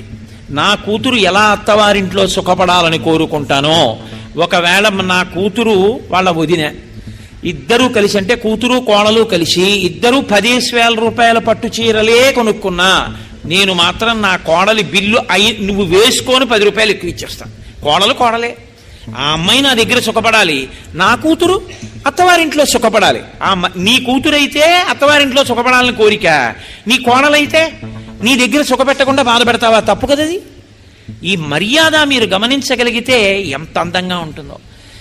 సీతమ్మ తల్లి యందు కైకమ్మకి ఏ భేదము లేదనడానికి గుర్తేమిటో తెలుసా అండి? సీతమ్మ తల్లికి అలంకారం ఎవరు చేయక్కర్లా, ఆవిడే చేసుకుంటారు. కాదుట, కౌసల్య, సుమిత్ర, కైకేయి ముగ్గురు కలిసి ఆవిడ యొక్క జడ దువ్వారట, ఆవిడికి కొప్పు వేశారట, ఆవిడికి పువ్వులు ఎట్టారట, కాటుకు ఎట్టారట, బొట్టు ఎట్టారట. ఎంత పొంగిపోయారోట ముగ్గురు అత్తగారులు. ఇంత గొప్ప కోడలు మా వంశ ప్రతిష్ట నిలబెట్టిందని. అత్తగారు మామగారు అంటే కోడల్ని అంత ప్రేమిస్తారు అని శాస్త్రవాక్యం. కాబట్టి వాళ్ళు ప్రతికర్మచ సీతాయా సర్వా దశరథ స్త్రియ ఆత్మనైవ తదా చక్రు మనస్విన్యో మనోహరం. శ్రీరామాయణం అందుకే కేవలం వినేది కాదు అని నేను మీకు మనవి చేస్తుంటాను. శ్రీరామాయణం విన్నవాడి బుద్ధిలో ఖచ్చితంగా ఒక మార్పు ఉంటుంది. తతో వానరపత్నీనాం సర్వేషామేవ శోభనం చకారయత్నాత్ కౌసల్య ప్రహృష్ట పుత్రలాలస. ఇంతకాలం తర్వాత కొడుకుని చూసుకున్నటువంటి కౌసల్య, నా కొడుకు ఇవాళ ఈ అభ్యున్నతిని పొందడానికి కారణమైనటువంటి వాళ్ళు వానరనాయకుడైన సుగ్రీవుడు, రాక్షసనాయకుడైన విభీషణుడని పట్టుపట్టి వానరనాయకుడైన సుగ్రీవుడి యొక్క భార్యలకి అలంకారాలు చేసిందిట. వాళ్ళు కామరూపులు, మానవ రూపంలో ఉన్నారు. ఇప్పుడు రామచంద్రమూర్తిని శత్రుఘ్నుడు ఒక రథాన్ని పూంచి తీసుకొచ్చి అక్కడ నిలబెట్టి, అన్నయ్య రథం ఎక్కువ అన్నాడు. తత శత్రుఘ్నవచనాత్ సుమంత్రో నామ సారథి యోజయిత్వాభిచక్రామ రథం సర్వాంగశోభనం అర్కమండల సంకాశం దివ్యం దృష్ట్యా రథోత్తమం ఆరురోహ మహాబాహు రామ సత్యపరాక్రమం. ఆ సుమంత్రుడికి చెప్పి ఒక రథాన్ని తీసుకొచ్చి శత్రుఘ్నుడు మేలైన గుర్రములతో పూంచినటువంటి దాన్ని, సూర్యమండలంలా ఉన్నటువంటి రథాన్ని అక్కడ పెట్టాడు. మహానుభావుడైనటువంటి రామచంద్రమూర్తి ఆ రథాన్ని అధిరోహించారు. సుగ్రీవుడు, హనుమంతుడు మొదలైనటువంటి వాళ్ళు గొప్ప కాంతి కలిగినటువంటి కుండలములు ధరించినటువంటి వారై ఆ నందిగ్రామం దగ్గర నుంచి అయోధ్య పట్టణానికి బయలుదేరారు. అలాగే సుగ్రీవ పత్నులు సీతమ్మ తల్లితో కలిసి ఆ నగర వీధులన్నీ చూస్తూ వెళ్ళడం కోసమని వాళ్ళు బయలుదేరారు. ఇప్పుడు రామచంద్రమూర్తి పట్టాభిషేకం కోసం నందిగ్రామం నుంచి అయోధ్య వరకు అందరూ కలిసి బయలుదేరారు. ఈ రథం వెడుతుంటే మనం లోకంలో రెండు పనులు చేయడానికి చాలా సిగ్గుపడిపోతాం. ఒకటి, నేను ఆ పదవిని కించపరచట్లేదు అని మీరు బాగా గుర్తుపెట్టుకోవాలి. డ్రైవర్ పోస్ట్ చేయడం అంటే ఓ చిన్నతనం, ఒక మెసెంజర్ పోస్ట్ చేయడం అంటే ఒక చిన్నతనం. కోరి కోరి ఈశ్వరుడు చేసినవి ఈ రెండే. పైగా అవి బిరుదుల కింద పెట్టుకున్నాడు ఆయన. నేను పాండవ దూత, పార్థ సారథి. నేను పార్థుడికి డ్రైవర్ని, పాండవులకు మెసెంజర్ని అని ఆయన ఆ రెండింటినీ బిరుదునామాలుగా స్వీకరించాడు. నిజానికి ఎంత గొప్పవాడైనా వాడి భద్రత అంతా ఎదురుగుండా కూర్చుని నడిపేవాడి చేతిలోనే కదండి ఉంది. కాబట్టి ప్రేమ అన్నమాటకు అర్థం చూడండి. మనం కూడా రాజకుమారులమేగా, బొత్తిగా మనం రథం తోలడం ఏమిటి అసహ్యంగాను అనుకోలేదు. వాళ్ళ ప్రేమ అటువంటిది. అన్నయ్య ఇంత కష్టపడి వచ్చాడు మన అన్నయ్య అని శత్రుఘ్నుడు ఎంతో సంతోషంగా ఆ రథము యొక్క కళ్ళాల్ని పట్టుకున్నట్ట. అలాగే ఆ చుట్టూ ఉన్నటువంటి ఆ భరతుడు గుర్రము యొక్క కళ్ళెములను పట్టుకుంటే శత్రుఘ్నుడు శ్రీరాముని యొక్క శిరస్సు మీద ఛత్రాన్ని పట్టుకున్నాడు. లక్ష్మణుడు ఒక పక్కన నిలబడి వింజామర వేస్తున్నాడు. విభీషణుడు ఇంకొక వింజామర తీసుకుని ఆయన వేస్తున్నాడు. భరతుడు అక్కడ ఉన్నటువంటి పురోహితులందరితో ఎంత వైభవోపేతంగా శ్రీరామ పట్టాభిషేకం జరగాలి అన్నది ఆలోచన చేస్తున్నాడు. ఇంత సంతోషంగా ఈ అన్నదమ్ములందరినీ చూస్తేట ఇద్దరి కళ్ళమ్మట నీళ్లు కారేయటం. ఒకడు సుగ్రీవుడు, ఇంకొకడు విభీషణుడు. విభీషణుడు అనుకున్నాడు, అయ్యో మేము ముగ్గురు అన్నదమ్ములం, రావణ కుంభకర్ణ విభీషణులం, లోకాన్నంతటినీ శాసించగలిగిన మొనగాళ్ళం. కానీ మా అన్నయ్యలు దారి తప్పారు, దెబ్బలాడుకున్నాం, ఆఖరికి ఇద్దరు అన్నయ్యలు మరణించారు, నేను ఒక్కడిని మిగిలేను. జగజ్జెట్టి మా అన్నయ్య వాలి, ఆ అన్నయ్య పోయాడు, నేను ఒక్కడిని మిగిలేను. ఈ భాతృప్రేమ మా జీవితంలో తెలియదు. మేమెప్పుడూ దెబ్బలాడుకోవడం, ఆఖరికి చచ్చిపోవడం, ఎవడో ఒకడు మిగలడం. అన్నదమ్ములంటే వీళ్ళు పెద్దన్నగారి పట్ల ఎంత గౌరవంతో జీవించారో, ఎంత మర్యాదగా జీవించారో అని నేను ఎంత సంతోషించాడో మహానుభావుడు. అందుకే ఆ అన్నదమ్ములు, అన్నదమ్ముల బిడ్డలు, ఆ ప్రేమ అవి చూస్తే ఎంతో సంతోషంగా ఉంటుంది. హరిప్రసాద్ గారు వాళ్ళ అన్నగారు వచ్చిన రోజున నా దగ్గరికి వచ్చి అంత గౌరవంగా వాళ్ళ అన్నగారి గురించి నా చెవిలో చెప్పి, వాళ్ళ అన్నగారిని అంత వినయంగా పిలిచి నాకు దండేయించి వాళ్ళ అన్నగారి కొడుకు నాకు దండే వేస్తున్నప్పుడు వాడొచ్చాడు అని ప్రేమగా కొడుకు కాబట్టి తమ్ముడు కొడుకు కాబట్టి చెప్తుంటే నాకు ఎంత ఆనందం వేసిందో. అన్నదమ్ముల మధ్య అన్నదమ్ముల బిడ్డల మధ్య సఖ్యత ఉంటే అదొక గొప్ప బలం, అదొక గొప్ప సంతోషం. కాబట్టి ఇప్పుడు ఆ రథం బయలుదేరింది. మహర్షులు, మరుద్గణములు, దేవతలు అందరూ ఆకాశంలో నిలబడి రామచంద్రమూర్తి యొక్క పట్టాభిషేకాన్ని చూస్తున్నారు. నందిగ్రామం నుంచి ఊరేగింపు బయలుదేరింది అయోధ్య వరకు. ఎప్పుడూ కూడా ఊరేగింపుకు ముందు ఒక పెద్దవాళ్ళు కొంతమంది వెడుతూ ఉండాలి తప్ప ఊరేగింపునకు ముందు పెద్దవాళ్ళు లేకుండా ఊరేగింపు వెళ్ళకూడదు. మనకు అది రామాయణమే నేర్పుతుంది. అందుకని రాజైన వాడు పెద్దవాడు మహానుభావుడు కాబట్టి దశరథ మహారాజు గారు కూర్చునేటటువంటి శత్రుంజయము అనేటటువంటి ఏనుగు మీద సుగ్రీవుణ్ణి కూర్చోపెట్టి ముందు భాగంలో ఆయన్ని నడిపించారు. తూర్యవాద్యములు, కరతాళధ్వనులు చేసేవాళ్ళు, మంచి స్వస్తివాక్యాలు పలికేటటువంటి బ్రాహ్మణోత్తములు ఆ ముందర వెడుతున్నారు. అక్షతలు పట్టుకున్నటువంటి వాళ్ళు కొందరు, బంగారు పాత్రలు పట్టుకున్న వాళ్ళు కొందరు. ఆ ముందు ఆవులు నడుస్తున్నాయి. ఆవుల వెనక కన్యలు నడిచారు. అక్షతం జాతరూపంచ గావః కన్యాస్తథా ద్విజాః నరా మోదకహస్తాశ్చ రామస్య పురతో యయుః. ఆ వెడుతున్నటువంటి వాళ్ళ చేతుల్లో పాత్రలు పట్టుకుని పాత్రల్లో మధుర పదార్థాలు, పిండి వంటలు పట్టుకున్నారు. ముందు కన్యలు వెడుతున్నారు, కన్యల వెనక సువాసినులు వెడుతున్నారు, సువాసినుల వెనక పురుషులు వెడుతున్నారు, మధ్యలో రామచంద్రమూర్తి రథంలో కూర్చుని వెడుతున్నారు. ఆ వెనక మళ్ళీ కొంతమంది ఊరు పెద్దలు ఉన్నారు. ఎలా ఊరిరిగింపు వెళ్ళాలి అన్నది కూడా మనకి రామాయణం నేర్పుతుంది. ఇవాళ మనం ఊరిరిగింపు అలాగే వెళ్ళాం కదండి. పట్టాభిషేకానికి ఎలా వెళ్ళాలో అలాగే వెళ్ళాం. నేను మీతో మనవి చేసింది అదే. చదువుకోవడం వేరు, చదువుకున్నది ఆచరించడం వేరు. ఆచరించినప్పుడే రాముడు సంతోషిస్తాడు, ఆచరించని దానికి రాముడు సంతోషించడు. కాబట్టి మహాత్ముడైనటువంటి రఘురాముడు రథం దిగి తన అంతఃపురంలోకి వెళ్ళడానికి ముందు తండ్రి గారి యొక్క అంతఃపురంలోకి వెళ్ళాడు. వెళ్ళి ముందు కౌసల్య, సుమిత్ర, కైకేయి తల్లుల పాదములు పట్టి నమస్కారం చేశాడు. చేసి భరతుణ్ణి పిలిచి ఈ సుగ్రీవుడికి నా అంతఃపురాన్ని ఇయ్యి అన్నాడు.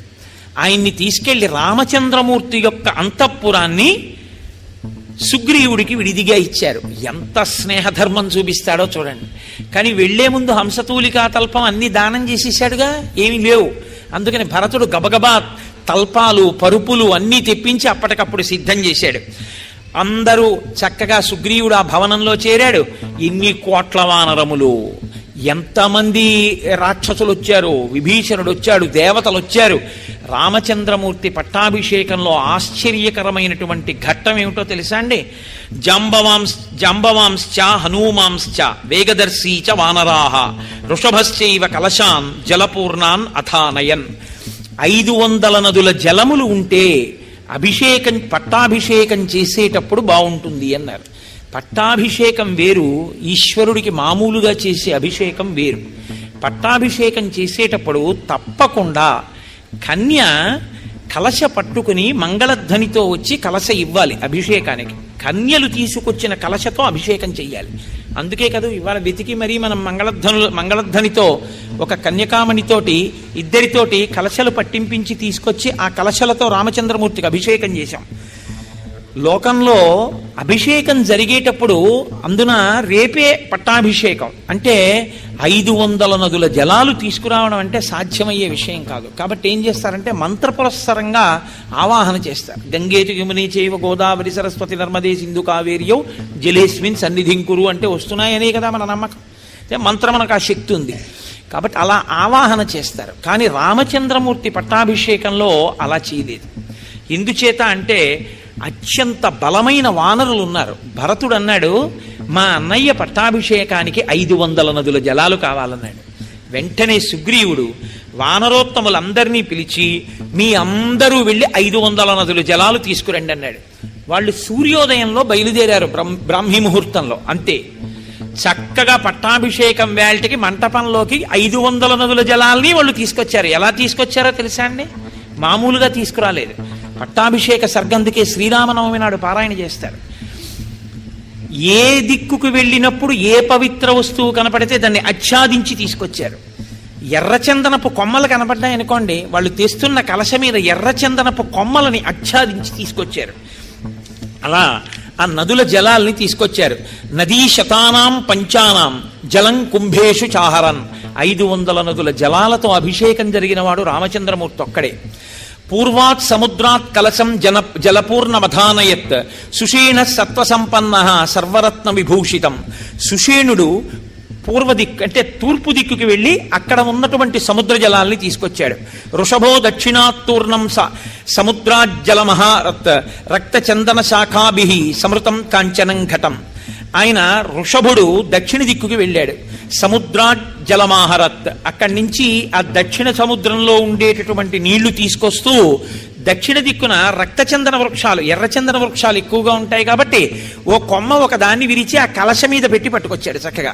గవయ పశ్చిమాత్తోయం అజహార మహార్ణవాత్ రత్నకుంభేన మహతా శీతం మారుత విక్రమ. గవయుడు పశ్చిమ దిక్కుకు వెళ్ళి అక్కడ ఉండేటటువంటి చల్లటి సముద్ర జలాల్ని తీసుకొచ్చాడు. ఉత్తరాచ్య జలం శీఘ్రం గరుడానిల విక్రమ ఆజహార సధర్మాత్మా నిల సర్వ గుణాన్విత. హనుమ 500 నదుల జలాలు తీసుకొచ్చేటప్పుడు గబగబా వెళ్ళి నీళ్లు పట్టుకొచ్చారు. మళ్ళీ ఆయనే ఉత్తర దిక్కుకు వెళ్ళి ఉత్తర దిక్కున ఉన్నటువంటి సముద్ర జలాల్ని కూడా తీసుకొచ్చారు. ఇప్పుడు చక్కగా 4 వైపులా ఉన్నటువంటి సముద్ర జలాలు 500 నదీ జలాలు తీసుకొచ్చి అక్కడ పెట్టారు. మహాత్ములైనటువంటి ఋషులు వచ్చారు. వశిష్ఠో వామదేవశ్చ జాబాలి రథకాశ్యప కాత్యాయన సుయజ్ఞశ్చ గౌతమో విజయస్తథా.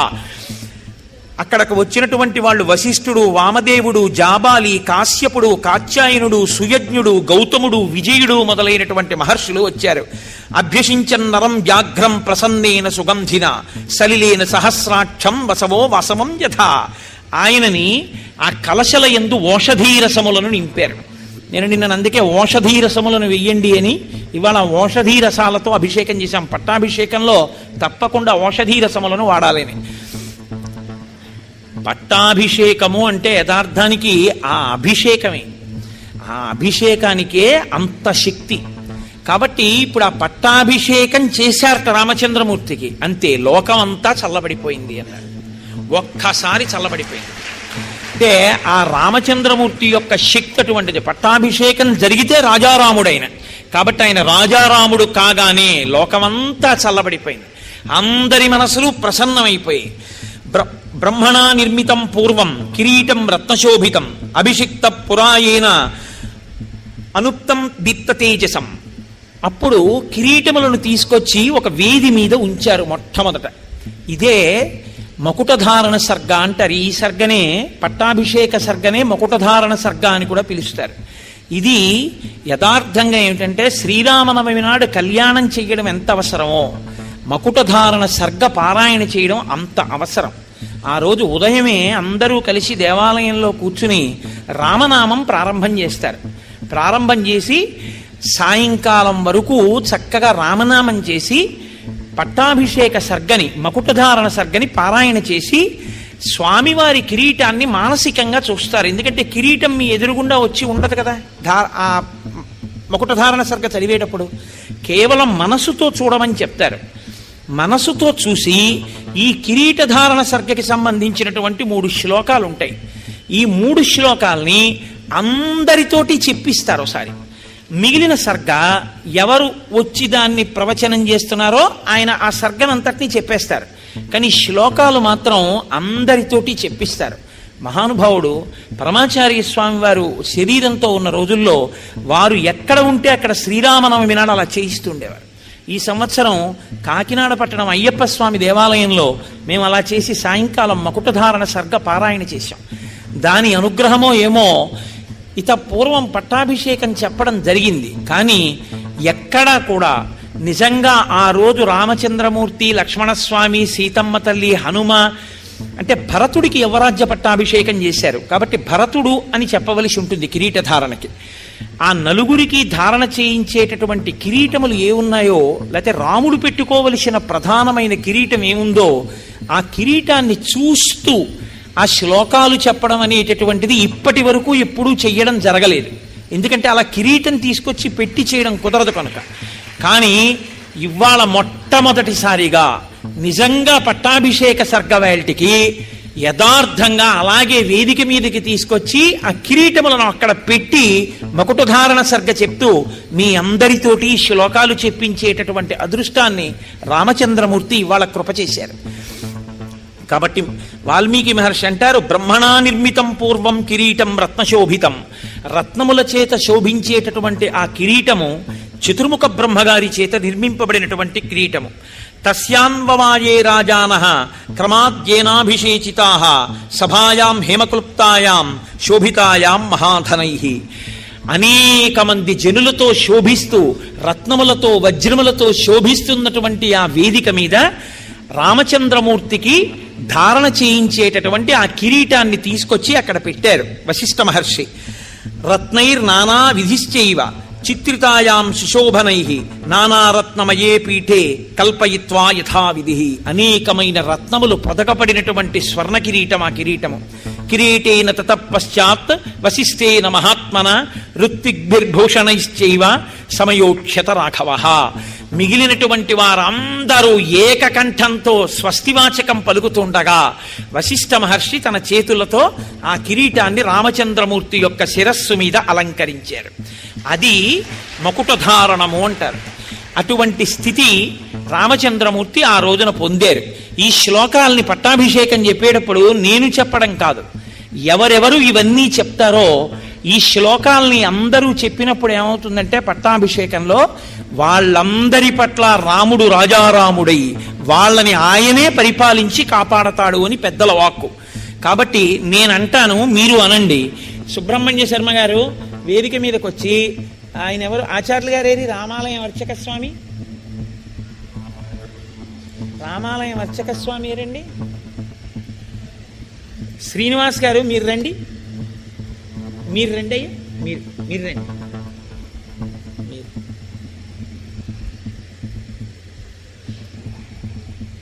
మీ ముగ్గురును మీరు రండి.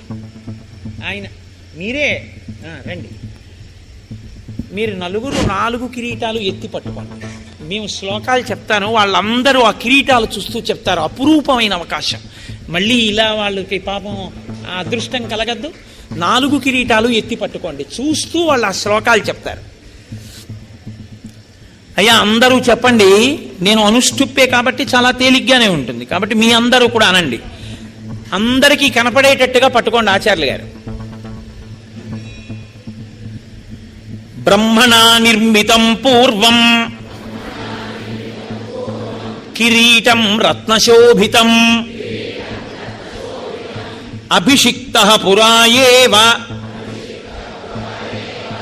మనుస్తం దీప్తతేజసం. మళ్ళీ ఒక్కసారి అనండి. బ్రహ్మణా నిర్మితం పూర్వం కిరీటం రత్నశోభితం అభిషిక్త పురాయేవ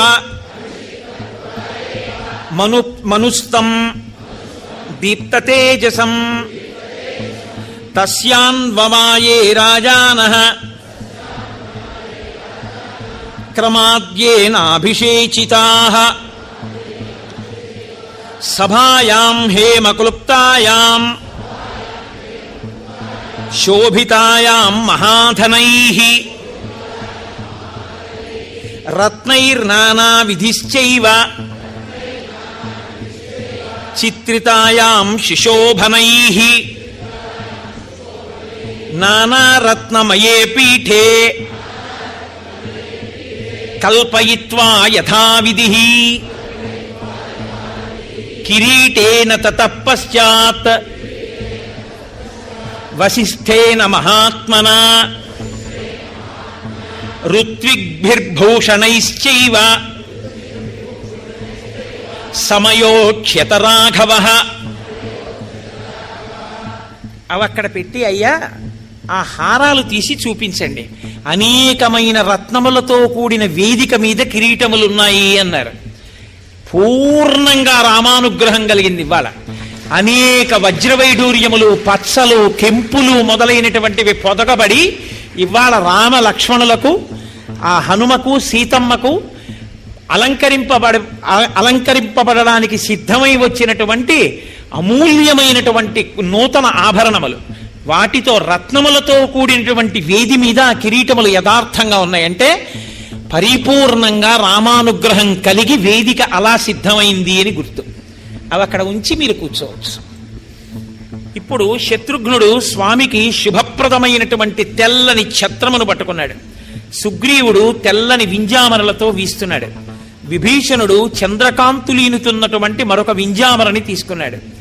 దేవేంద్రుడు వాయువు చేత అతి సుందరమైనటువంటి 100 పద్మములతో కూడినటువంటి ఒక హారాన్ని పంపించాడు. పట్టాభిషేకం జరిగినటువంటి రోజు మధ్యాహ్నం గంధర్వులు గానం చేశారు. ఇవాళ మనకి కూడా గంధర్వగానమే జరిగింది మధ్యాహ్నం. యథార్థమైనటువంటి పట్టాభిషేకం ఆనాడు అయోధ్యలో జరిగితే మళ్ళీ ఆ తర్వాత బహుశಃ గుంటూరులో ఇవాళే జరుగుతోంది. రామచంద్రమూర్తి ఎంతో సంతోషించారు. లోకమంతా చల్లబడిపోయింది, అందరి మనసులు చల్లబడిపోయాయి. ఎక్కడ చూసినా ఆనందమే. లక్షల సంఖ్యలో గుర్రములను, పాడియావులను, గోవులను, 100 కొలది వృషభములను బ్రాహ్మణోత్తములకు దానం చేశాడు రామచంద్రమూర్తి. 30 కోట్ల బంగారు నాణ్యములను, అమూల్యమైనటువంటి ఆభరణములను, వస్త్రములను ద్విజవరులకు పంచి ఇచ్చాడు. సుగ్రీవుడికి మణులు పొదిగినటువంటి ఒక గొప్ప హారాన్ని బహూకరించాడు. వైఢూర్యమణి చిత్రీచ వజ్రరత్న విభూషితే వాలిపుత్రాయ ధృతిమాన్ అంగదాయ అంగదే దదౌ.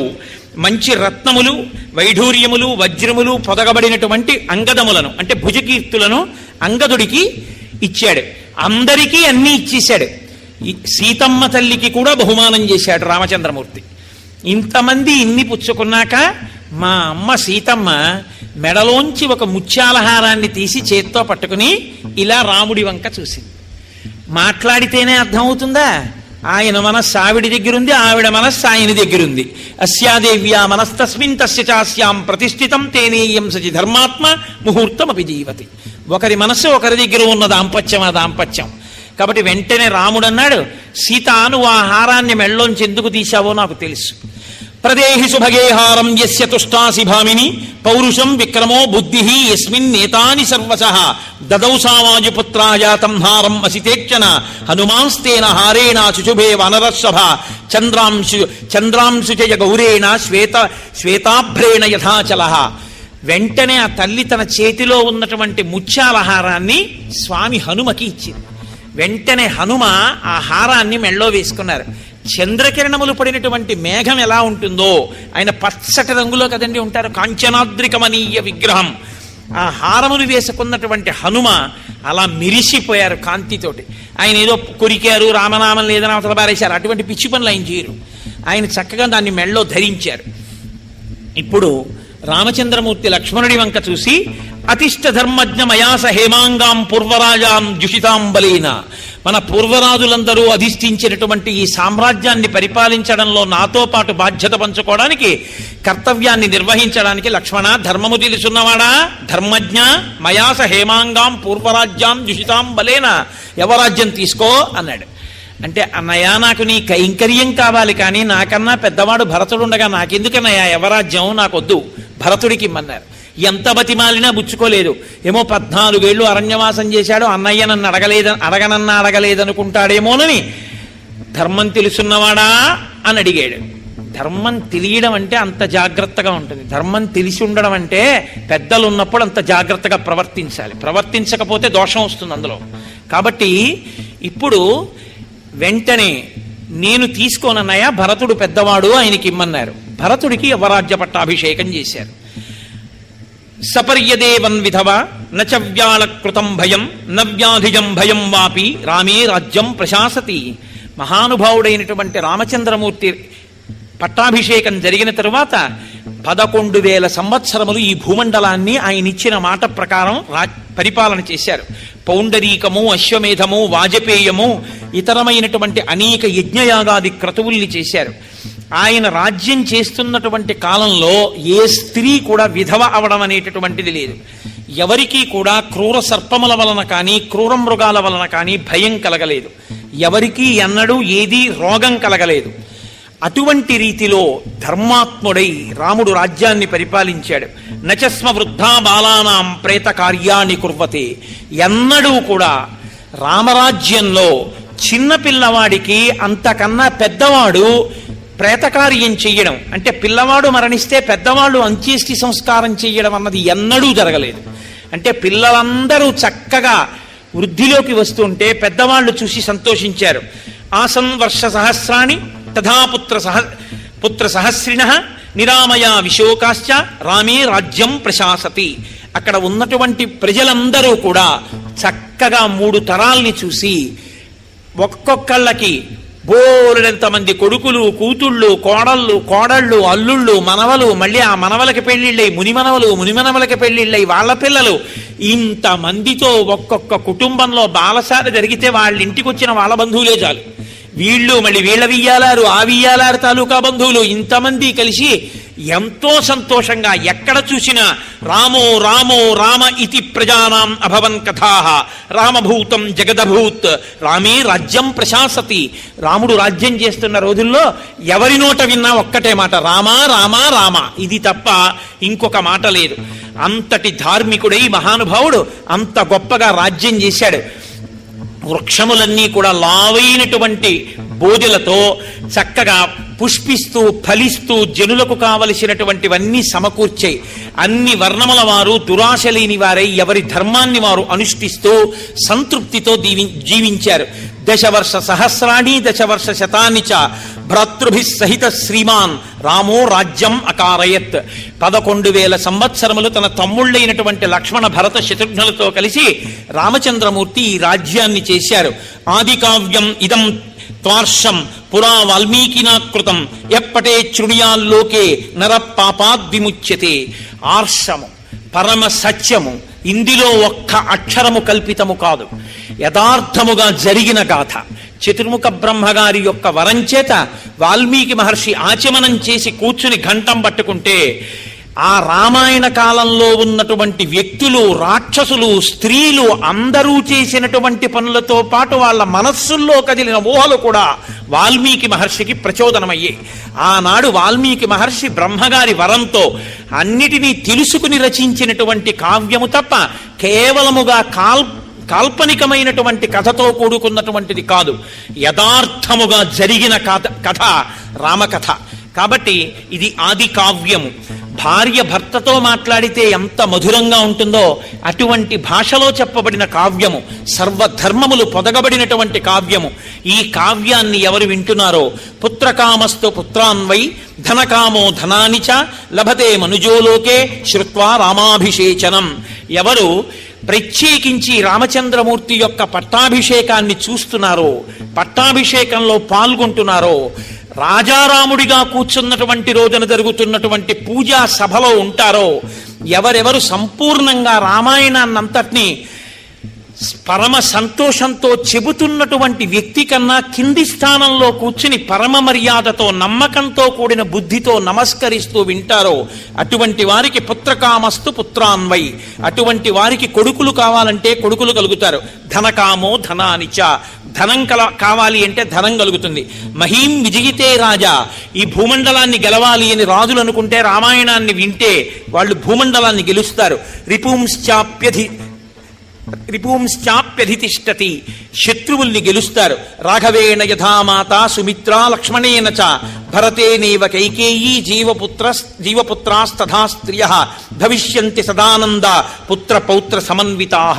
కౌసల్య, సుమిత్ర, కైకేయి ఎలా కొడుకులతో చక్కగా కొడుకులు బ్రతికుండగా ఆ కొడుకుల్ని చూసి సంతోషించి ప్రయోజకులైన కొడుకులని తల్లి సంతోషించిందో అలా రామాయణాన్ని పఠనం చేసినటువంటి వాళ్ళందరికీ కూడా బిడ్డలు ప్రయోజకులై ఆ తల్లులు ఆనందాన్ని పొందుతారు. శ్రుత్వా రామాయణమిదం దీర్ఘమాయుశ్చ విందతి రామస్య విజయం చైవ సర్వం అక్లిష్టకర్మణః. ఎవరు హేళగా పనులు చేయగలిగినటువంటి రామచంద్రమూర్తి యొక్క వైభవంతో కూడిన ఈ రామాయణాన్ని, సంపూర్ణ రామాయణాన్ని వింటున్నారో అటువంటి వారు దీర్ఘాయుర్దాయాన్ని పొందుతారు. సమాగమం ప్రవాసాంతే లభతే చాపి బాంధవైః ప్రార్థితాంశ్చ వరాన్ సర్వాన్ ప్రాప్నుయాదిహ రాఘవాత్. ఎవరు ఈ రామాయణాన్ని వింటున్నారో అటువంటి వారికి దూరదేశంలో ఉన్నటువంటి వారితో సమాగమం సిద్ధిస్తుంది. వారు తొందరలో తమకి అత్యంత ప్రాణప్రియులైన వారెవరున్నారో వాళ్ళని కలుసుకుంటారు. కలుసుకుని సంతోషాన్ని పొందుతారు. శ్రవణేన సురాహ సర్వే ప్రియంతే శృణ్వతాం వినాయకాశ్చ శామ్యంతి గృహే తిష్టంతి యస్యవై. ఎవరైతే ఈ రామాయణాన్ని వింటున్నారో అటువంటి వారి ఎడల దేవతలందరూ ప్రసన్నులవుతారు. అటువంటి వారి ఎడల ఏవైతే ఉగ్రమైనటువంటి భూతములున్నాయో అవన్నీ కూడా ఉపశాంతి పొందుతాయి.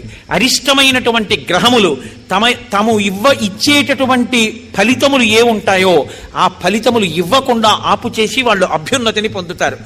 విజయేత మహీం రాజా ప్రవాసీ స్వస్తిమాన్ వ్రజేత్ స్త్రియా రజస్వలాహ శ్రుత్వా పుత్రాన్ సూయురనుత్తమాం. రజస్వలైనటువంటి స్త్రీ ఈ రామాయణాన్ని వింటే, అంటే ఇంకా బిడ్డలు పుట్టవలసినటువంటి స్త్రీ, వివాహమైనటువంటి ఆమె ఈ రామాయణ కావ్యాన్ని వింటే చాలా ఉత్తమమైనటువంటి సంతానాన్ని పొందుతుంది. పూజయంశ్చ పటేశ్చేమం ఇతిహాసం పురాతనం సర్వ పాపాత్ ప్రముచ్యేత దీర్ఘమాయురవాప్నుయాత్. ఎవరైతే ఈ శ్రీరామాయణ కావ్యాన్ని వింటున్నారో వాళ్ళకి అన్ని కోర్కెలు నెరవేరుతాయి. ఎవరికి ఏ కోర్కె తీరాలో, ఏ అభ్యున్నతిని పొందాలో ఆ అభ్యున్నతి వాళ్ళకి కలుగుతుంది. అభ్యున్నతి కలగడం కాదండి, మీకు నేను ఒక యథార్థం చెప్తున్నాను. శ్రీరామాయణం వింటుండగా చేయవలసిన సంస్కారం చేయబడకపోతే ఆ సంస్కారము సశాస్త్రీయముగా చేయబడినదవుతుంది. షష్ఠి పూర్తి చేసుకోవలసిన వాడు చేసుకోలేదనుకోండి, సంపూర్ణ రామాయణాన్ని వింటే వాడు షష్ఠి పూర్తి సశాస్త్రీయంగా చేసుకున్నట్టే. ఎవరు ఏ సంస్కారములను పొందాలో ఆ కాలంలో ఆ సంస్కారములను పొందకపోయినా రామాయణాన్ని విన్నటువంటి వాళ్ళకే ఆ సంస్కారములు పొందినటువంటి ఫలితాన్ని ఈశ్వరుడు వాళ్ళ ఖాతాలో వేస్తాడు. శ్రీరామాయణానికి అంత శక్తి ఉంది. అందుకే రామాయణం చెప్దామన్నా, రామాయణం విందామన్నా అంత తేలిక కాదు. సీతారామచంద్ర ప్రభువు యొక్క పరిపూర్ణమైనటువంటి అనుగ్రహం ఉంటే తప్ప రామాయణం చెప్పడమూ కుదరదు, రామాయణం వినడమూ కుదరదు. నేను మీకు ఒక యథార్థం మనవి చేస్తున్నాను ఇవాళ. నేను చెప్తున్నటువంటి ఈ రామాయణం, నేను చేస్తున్న ఈ ప్రసంగాలు ఒక 15 రోజుల క్రితం నేను ఆపు చేసేసి నేను వెనక్కి వెళ్ళిపోవాలి. అంత పెద్ద ప్రమాదం ఒకటి వచ్చేసింది. నాకు అశౌచమే వచ్చేస్తుంది. అంత పెద్ద ప్రమాదం ఒకటి ఏర్పడింది. కానీ రామానుగ్రహం ఉంది, నా తల్లి సీతమ్మ తల్లి అనుగ్రహం ఉంది. ఎవరు శరీరం విడిచిపెట్టేస్తే, ఎవరికి ప్రమాదం జరిగితే నాకు అశౌచం వస్తుందో, నేను రామాయణం చెప్పడానికి అనర్హత పొందుతానో, నేను రామాయణం చెప్పకుండా ఆపి మళ్ళీ మొదలు పెట్టవలసి వస్తుందో, అటువంటి పరిస్థితి రాకుండా తట్టుకోగలిగినంత ఓపిక అసలు ఆయనకి లేకపోయినా ఈశ్వరుడు ఆయనకి ఆయుర్దాయాన్ని ఇచ్చి కాపాడి రామాయణ ప్రవచనానికి అభ్యంతరం లేకుండా ఆయన నాకు అశౌచం రాకుండా ఆయుర్దాయం ఇచ్చి ఆయన్ని రక్షించేశాడంతే. అంటే శ్రీరామాయణం ఎంత శక్తివంతమో, రామాయణాన్ని నమ్మి మొదలు పెడితే రామచంద్రమూర్తి అనుగ్రహం ఎంత పరిపూర్ణంగా ఉంటుందనడానికి ఇదే తార్కాణం. రామాయణం మొదలుపెట్టాక మీరే ప్రత్యక్షంగా చూశారు ఎన్ని ఘట్టాలలో, ఎన్ని చోట్ల రామానుగ్రహం స్పష్టంగా కనపడిందో. కాబట్టి పూజయంశ్చ పటేశ్చేమం ఇతిహాసం పురాతనం సర్వపాపాత్ ప్రముచ్యేత దీర్ఘమాయురవాప్నుయాత్. దీర్ఘమైనటువంటి ఆయుర్దాయాన్ని పొందుతారు, సర్వ పాపములు కూడా పోతాయి. ఇది అతి పవిత్రమైనటువంటి ఇతిహాసము, పురాతనమైన ఇతిహాసము. ఇతి హా అసం అంటే ఇది ఇలాగే జరిగినది. అందుకే రామాయణం సత్యమేమి, ఒక్క వాల్మీకి రామాయణమే సత్యం, బ్రహ్మగారి వరం. ఇది హా అసం, ఇది ఇలా జరిగినది, ఇది కల్పిత గాథ కాదు, ఇది సృష్టింపబడినది కాదు, కేవలము కల్పించి మీకు సంతోషాన్ని చేకూర్చేది కాదు, యథార్థముగా జరిగిన కథ. అప్పుడు జరిగిన కథ ఇప్పటికీ ఎందుకు చెప్తారు అంటే, రామాయణమిదం కృత్స్నం శృణ్వతః పఠతః సదా ప్రీయతే సతతం రామః సహి విష్ణు సనాతనః. సనాతనుడైనటువంటి విష్ణువు రామాయణం చెప్పబడిన ప్రాంగణం ఎక్కడుంటుందో అక్కడ అపారమైన ప్రీతిని పొంది మిగిలిన దేవతలందరితో కలిసి స్వామి హనుమ, రామచంద్రమూర్తి, సీతమ్మ, 33 కోట్ల మంది దేవతలు ఆ రామాయణ ప్రవచనము జరిగినటువంటి ప్రాంగణం మీద నిలబడి ఉంటారట. నిలబడి పట్టాభిషేక సర్గనాడు చూస్తూ ఉంటారు. పితృదేవతలందరూ కూడా విశేషమైనటువంటి ఆనందాన్ని పొందుతారట. పట్టాభిషేక సర్గ దగ్గరికి వచ్చేటప్పటికీ రామాయణం అంత శక్తిని పొందుతుంది. కాబట్టి ఆదిదేవో మహాబాహు హరిర్నారాయణ ప్రభు సాక్షాద్ రామో రఘుశ్రేష్ఠ శేషో లక్ష్మణ ఉచ్యతే. ఆయన సహి విష్ణు సనాతన, సనాతనుడైనటువంటి విష్ణువు యొక్క కథ. ఆయన ఆదిదేవుడు, మహాబాహు, హరి నారాయణుడు, స్వయంగా ఆయన ప్రభు. సాక్షాత్ రామో రఘుశ్రేష్ఠ, రఘుశ్రేష్ఠుడైనటువంటి ఆ రాముడే ఆ శ్రీ మహావిష్ణువు. ఎక్కడెక్కడ రామాయణం చెప్పబడుతుందో అక్కడ ఇప్పటికీ పట్టాభిషేక సర్గనాడు దేవతలందరూ వచ్చి నిలబడవలసిందే. ఎందుకు వస్తారోట తెలుసా అండి? పట్టాభిషేకం జరిగిన నాడు దేవతలందరూ సంతోషిస్తారట ఆ ప్రాంగణానికి వచ్చి. పితృదేవతలు కూడా తీసుకొచ్చి నిలబెడతారు అంటారు. నేను కొన్ని వ్యాఖ్యానాల్లో చూశాను. పితృదేవతలందరినీ ఎక్కడ రామాయణం చెప్తారో, ఎక్కడ రామాయణం చదువుతారో, ఎక్కడ రామాయణం వింటారో శ్రద్ధతో అక్కడ పితృదేవతలందరినీ తీసుకొస్తారట. ఇదిగోరా మీ వాడు అత్యంత భక్తి శ్రద్ధలతో సంపూర్ణ రామాయణాన్ని దోషిలి ఒగ్గి విన్నాడు, వినయంతో నమస్కరించి విన్నాడు, నమ్మి విన్నాడు. వాడు విన్నందుకు ఆ వంశంలో పుట్టాడు కాబట్టి మిమ్మల్ని అందరినీ స్వర్గలోకానికి పంపిస్తున్నామని పూర్వ పితృదేవతలందరినీ స్వర్గానికి పంపిస్తారట.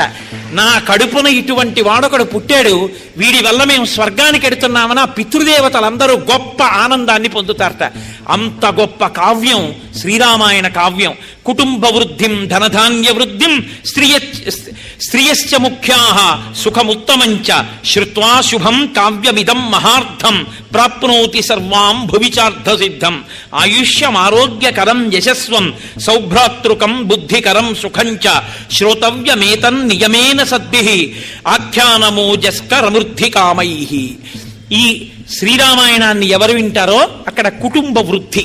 చక్కగా విన్నటువంటి వాళ్ళకే కాదు, వాళ్ళ కుటుంబం అంతా కూడా వృద్ధిలోకి వస్తుంది. ఆ కుటుంబంలో ఉన్న వాళ్ళందరూ కూడా సుఖశాంతులు పొందుతారు. ఒక్కడు రామాయణం విన్నాడు అనుకోండి కుటుంబంలో, ఆ కుటుంబంలో ఉన్న వాళ్ళందరూ మంచి వార్తలు వింటారు, గొప్ప గొప్ప బిడ్డలు పుడతారు, గొప్ప గొప్ప సంతోషాన్ని పొందుతారు. అన్నీ కలిసి వస్తాయి ఈశ్వరానుగ్రహంతో. ధనధాన్య వృద్ధిం, ధనధాన్య వృద్ధి పొందుతుంది. స్త్రియశ్చ ముఖ్యాః సుఖముత్తమంచ, చక్కటి సుఖాన్ని పొందుతారు. శ్రుత్వా శుభం కావ్యమిదం మహార్థం, ఈ రామాయణ కావ్యాన్ని వినడం చేత ఆయుష్యము, ఆరోగ్యము, కీర్తి, బుద్ధి, సుఖము అన్నిటినీ కూడా శ్రీరామాయణము ఇవ్వగలదు. ఇది సత్యం సత్యం పునఃసత్యం. అందుకే నరులు ఉన్నంతకాలం, ఈ లోకం ఉన్నంతకాలం రామాయణం ఉండాలి. రామాయణం ఎంతకాలం చెప్పబడుతుందో, రామాయణం ఎంతకాలం వింటారో అంతకాలము నరులకు అభ్యున్నతి, నరుడు నరుడిగా బతకడం చేతనవుతుంది అని బ్రహ్మగారు వాల్మీకి మహర్షిని ఆదేశించి పరమ కరుణార్ద్ర హృదయుడు కనుక వాల్మీకి మహర్షి చేత ఈ రామాయణ కావ్యాన్ని రచింపచేసి మనకు అందించారు మహానుభావుడు. కాబట్టి ఈ శ్రీరామాయణాన్ని విన్నవాళ్ళు ఎవరున్నారో వాళ్ళందరూ ఒక మాట అనాలి అంటారు. ఎందుకంటే తపశ్శక్తి కలిగిన వాళ్ళకైతే ఖచ్చితంగా కనపడతారు. శ్రీమన్నారాయణుడు ఇవాళ మెరిసిపోతున్నటువంటి గరుడ వాహనం మీద లక్ష్మీ సహితుడై మిగిలిన దేవతలందరితో కలిసి త్రిమూర్తులతో సహా పితృదేవతలతో సహా పట్టాభిషేక సర్గ జరుగుతున్న నాడు ఆకాశ మండలంలో వచ్చి నిలబడతారు. రాజారాముడికి పట్టాభిషేకం జరగడం అంటే ఇప్పటికీ లోకంలో అంత శక్తి కలిగినటువంటిది రామచంద్రమూర్తి యొక్క పట్టాభిషేకమే. అందుకే శ్రీరామాయణం చెప్తే తప్పకుండా పట్టాభిషేకం చేస్తారు. ఏ ద్రవ్యాలు లేకపోయినా అక్షతలతోనైనా కిరీటాదులను కల్పించి పట్టాభిషేకం చేస్తారు. పట్టాభిషేకం చేయడం అంటే ఈ భూమండలాన్నంతటి రామచంద్రమూర్తికి ఇవ్వడం. కాబట్టి విష్ణువు వచ్చి నిలబడతారు. వీళ్ళందరూ పరమభక్తులు, నా చేత పరిపాలింపబడాలని కోరుకుంటున్నారు. ఇప్పుడు మనమేం కోరుకోవాలి? మనందరం కోరవలసింది, రామ మీరు బలంగా ఉండాలి. మీరు ఎంత బలంగా ఉంటే అంతగా రావణాదుల్ని పడగొడతారు, మమ్మల్ని కాపాడతారని మనం కోరుతాం. అందుకే రామానుగ్రహం కావాలనుకున్న వాళ్ళందరూ చెయ్యవలసిన పని మాత్రం ఒకటి చెప్పారు శాస్త్రంలో. 3 మాటలు. మీ కంఠాన్ని వంచన చేసుకోకుండా, మీ కంఠం పలికితే ఎంత గట్టిగా మీరు పలకగలరో అంత గట్టిగా అరిచి 3 మాటలు చెప్పాలి. నేను చెప్తాను, మీరు చెప్పండి. బలం విష్ణోః ప్రవర్ధతాం, బలం విష్ణోః ప్రవర్ధతాం, బలం విష్ణోః ప్రవర్ధతాం. శ్రీ మహావిష్ణువునకు బలము కలుగుగాక. ఈ మాటలు అన్నప్పుడు స్వామి ఎంతో ఆనందిస్తారట, ఎంతో ఉల్లాసాన్ని పొందుతారు. ఇప్పుడు మనందరం ఆయన కింకరులం, ఇక మన బాధ్యతలు మనం చెయ్యవలసినవన్నీ హాయిగా ఆయన ఛత్రఛాయల్లో పెట్టుకుని మనని కాపాడి ఆయన రక్షిస్తారు. మీరు విశ్వాసాన్ని పొందండి. తప్పకుండా రామానుగ్రహంతో, ఆ సీతమ్మ తల్లి అనుగ్రహంతో మనందరం హాయిగా ఆనందంగా ఉండగలం. కాబట్టి ఇప్పుడు యథార్థంగా చెప్పబడినటువంటి పట్టాభిషేక క్రతువు ఏది ఉందో దాన్ని ఇప్పుడు ఆ పట్టాభిషేకాన్ని చేస్తారు. కిరీటధారణ అవి చేయిస్తారు. స్వామికి రాజారాముడిగా పూజలు అందుకుంటాడు. పట్టాభిషేకాన్ని పొందాడు కాబట్టి ఇప్పుడు రాజారాముడిగా పూజ అందుకున్న తర్వాత దర్బారు జరుగుతుంది. ఇవాళ కొద్దిగా వేళ దాటినా దయచేసి ఎవ్వరూ వెళ్లకుండా అందరూ కూడా ఈ పట్టాభిషేకాన్ని చూడవలసిందిగా మనవి చేస్తూ, 42 రోజుల పాటు నాకేమీ చేత కాకపోయినా, గట్టిగా ఒక్క శ్లోకం చదవడం నాకు రాకపోయినా, మీ అంత బాగా రామా రామా రామా అండం 3 మాటలు కూడా నాకేమీ తెలియకపోయినా, పోన్లే పాపం ఏదో చెప్తున్నాడు కదా, వాడు చెప్తే మనం వింటే వాడు సంతోషిస్తాడని మీకన్నీ తెలిసున్నా, ఏమీ తెలియని వాళ్ళల్లా మీ అందరూ కూర్చుని విని శ్రీరామాయణం చెప్పుకునేటటువంటి మహద్భాగ్యాన్ని నాకు ఇచ్చినందుకు మీ అందరికీ నా యొక్క కృతజ్ఞతలను ఆవిష్కరిస్తూ, మీ అందరికీ ఆ లక్ష్మణ భరత శత్రుఘ్న హనుమత్ సమేత శ్రీ సీతారామచంద్ర ప్రభువు యొక్క పరిపూర్ణమైనటువంటి అనుగ్రహ ఆశీస్సులు కలగాని అని సాంజలి బంధకంగా సీతారామచంద్రమూర్తి యొక్క పాదార విందములకు నమస్కరిస్తూ ఇవ్వాల్టితో ఈ శ్రీరామాయణ ప్రవచనాన్ని పూర్తి చేసి నేను ఆకాశగంగ యందు అవబృత స్నానమే ఆచరించాను. 42 రోజులు రామచంద్ర ప్రభువు నా చేత దీక్ష చేయించాడు. అంత సుదీర్ఘమైన దీక్ష నడవాలంటే మాటలు కాదు, ఈశ్వరానుగ్రహం ఉండాలి. తపస్సు చేయించి ఇవాళ నాకు ఇప్పుడు అన్నీ ఉన్నవాడికి ఇవ్వడం గొప్ప కాదు, ఒక చేతకాని వాడికి ఇవ్వడమే గొప్ప. ఎక్కడ పల్లం ఉంటుందో అక్కడెక్కడ నీరెడుతుంది. చేతకాని వాడిని ఉద్ధరిస్తేనే ఆయన ప్రభువు కాబట్టి నన్నించుకున్నాడు. ఈ చేతకాని వాడితో రామాయణం చెప్పించి వీడే చెప్పాడంటే ఎవరు చెప్పలేరు. శ్రద్ధ ఉంటే ఎవరైనా చెప్పగలరని లోకాలకి నిరూపించాలని నా చేత ఇంత కైంకర్యం అందుకుని, నా చేత ఇంత ఆనందాన్ని పొంది, నా జీవితంలో 2వ మాట సంపూర్ణ రామాయణ ప్రవచనాన్ని పూర్తి చెయ్యగలిగాను అని నాకు ఎంత సంతోషంగా ఉందో. దీని ముందు నాకు నిజంగా గజారోహణం చేయించిన, నాకు గండ పెండేరం వేసిన, నాకు సింహతలాటం వేసిన అది దిగదుడిపే.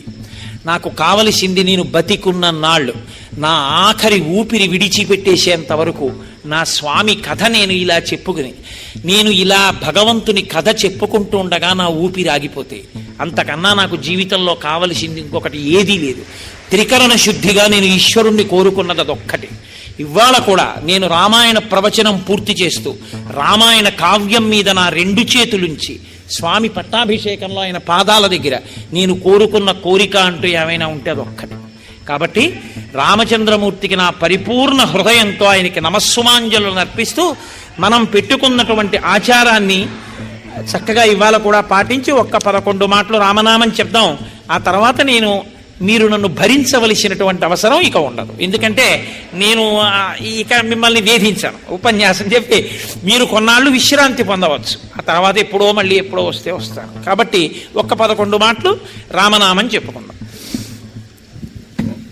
కోరి కొలిచిన వారికెల్లను కొంగు బంగారు రామనామము, రామనామము రామనామము రమ్యమైనది రామనామము. నీవు నేనను భేదమేదియు లేకయున్నది రామనామము, రామనామము రామనామము రమ్యమైనది రామనామము. అండపిండ బ్రహ్మాండములకాధారమైనది రామనామము, రామనామము రామనామము రమ్యమైనది రామనామము. గోచరంబగు జగము లోపల గోప్యమైనది రామనామము, రామనామము రామనామము రమ్యమైనది రామనామము. బ్రహ్మ సత్యము జగన్మిథ్యాభావమే శ్రీరామనామము, రామనామము రామనామము రమ్యమైనది రామనామము. భక్తితో భజించు వారికి ముక్తి నొసగును రామనామము, రామనామము రామనామము రమ్యమైనది రామనామము. రాకడయు పోకడయు లేనిది రమ్యమైనది రామనామము. రామనామము రామనామము రమ్యమైనది రామనామము.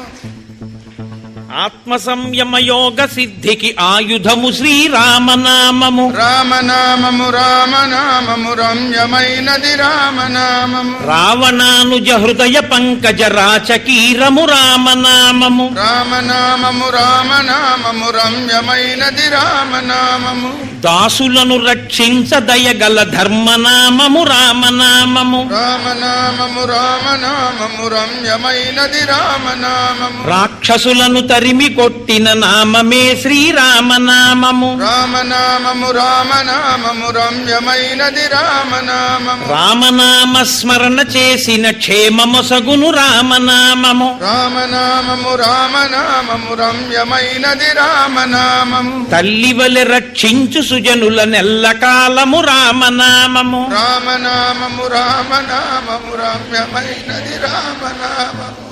మంగళాశాసనపరైః మదాచార్య పురోగమైః సర్వైశ్చ పూర్వైరాచార్యైః సత్కృతాయాస్తు మంగళం. మంగళం కోసలేంద్రాయ మహనీయ గుణాత్మనే చక్రవర్తి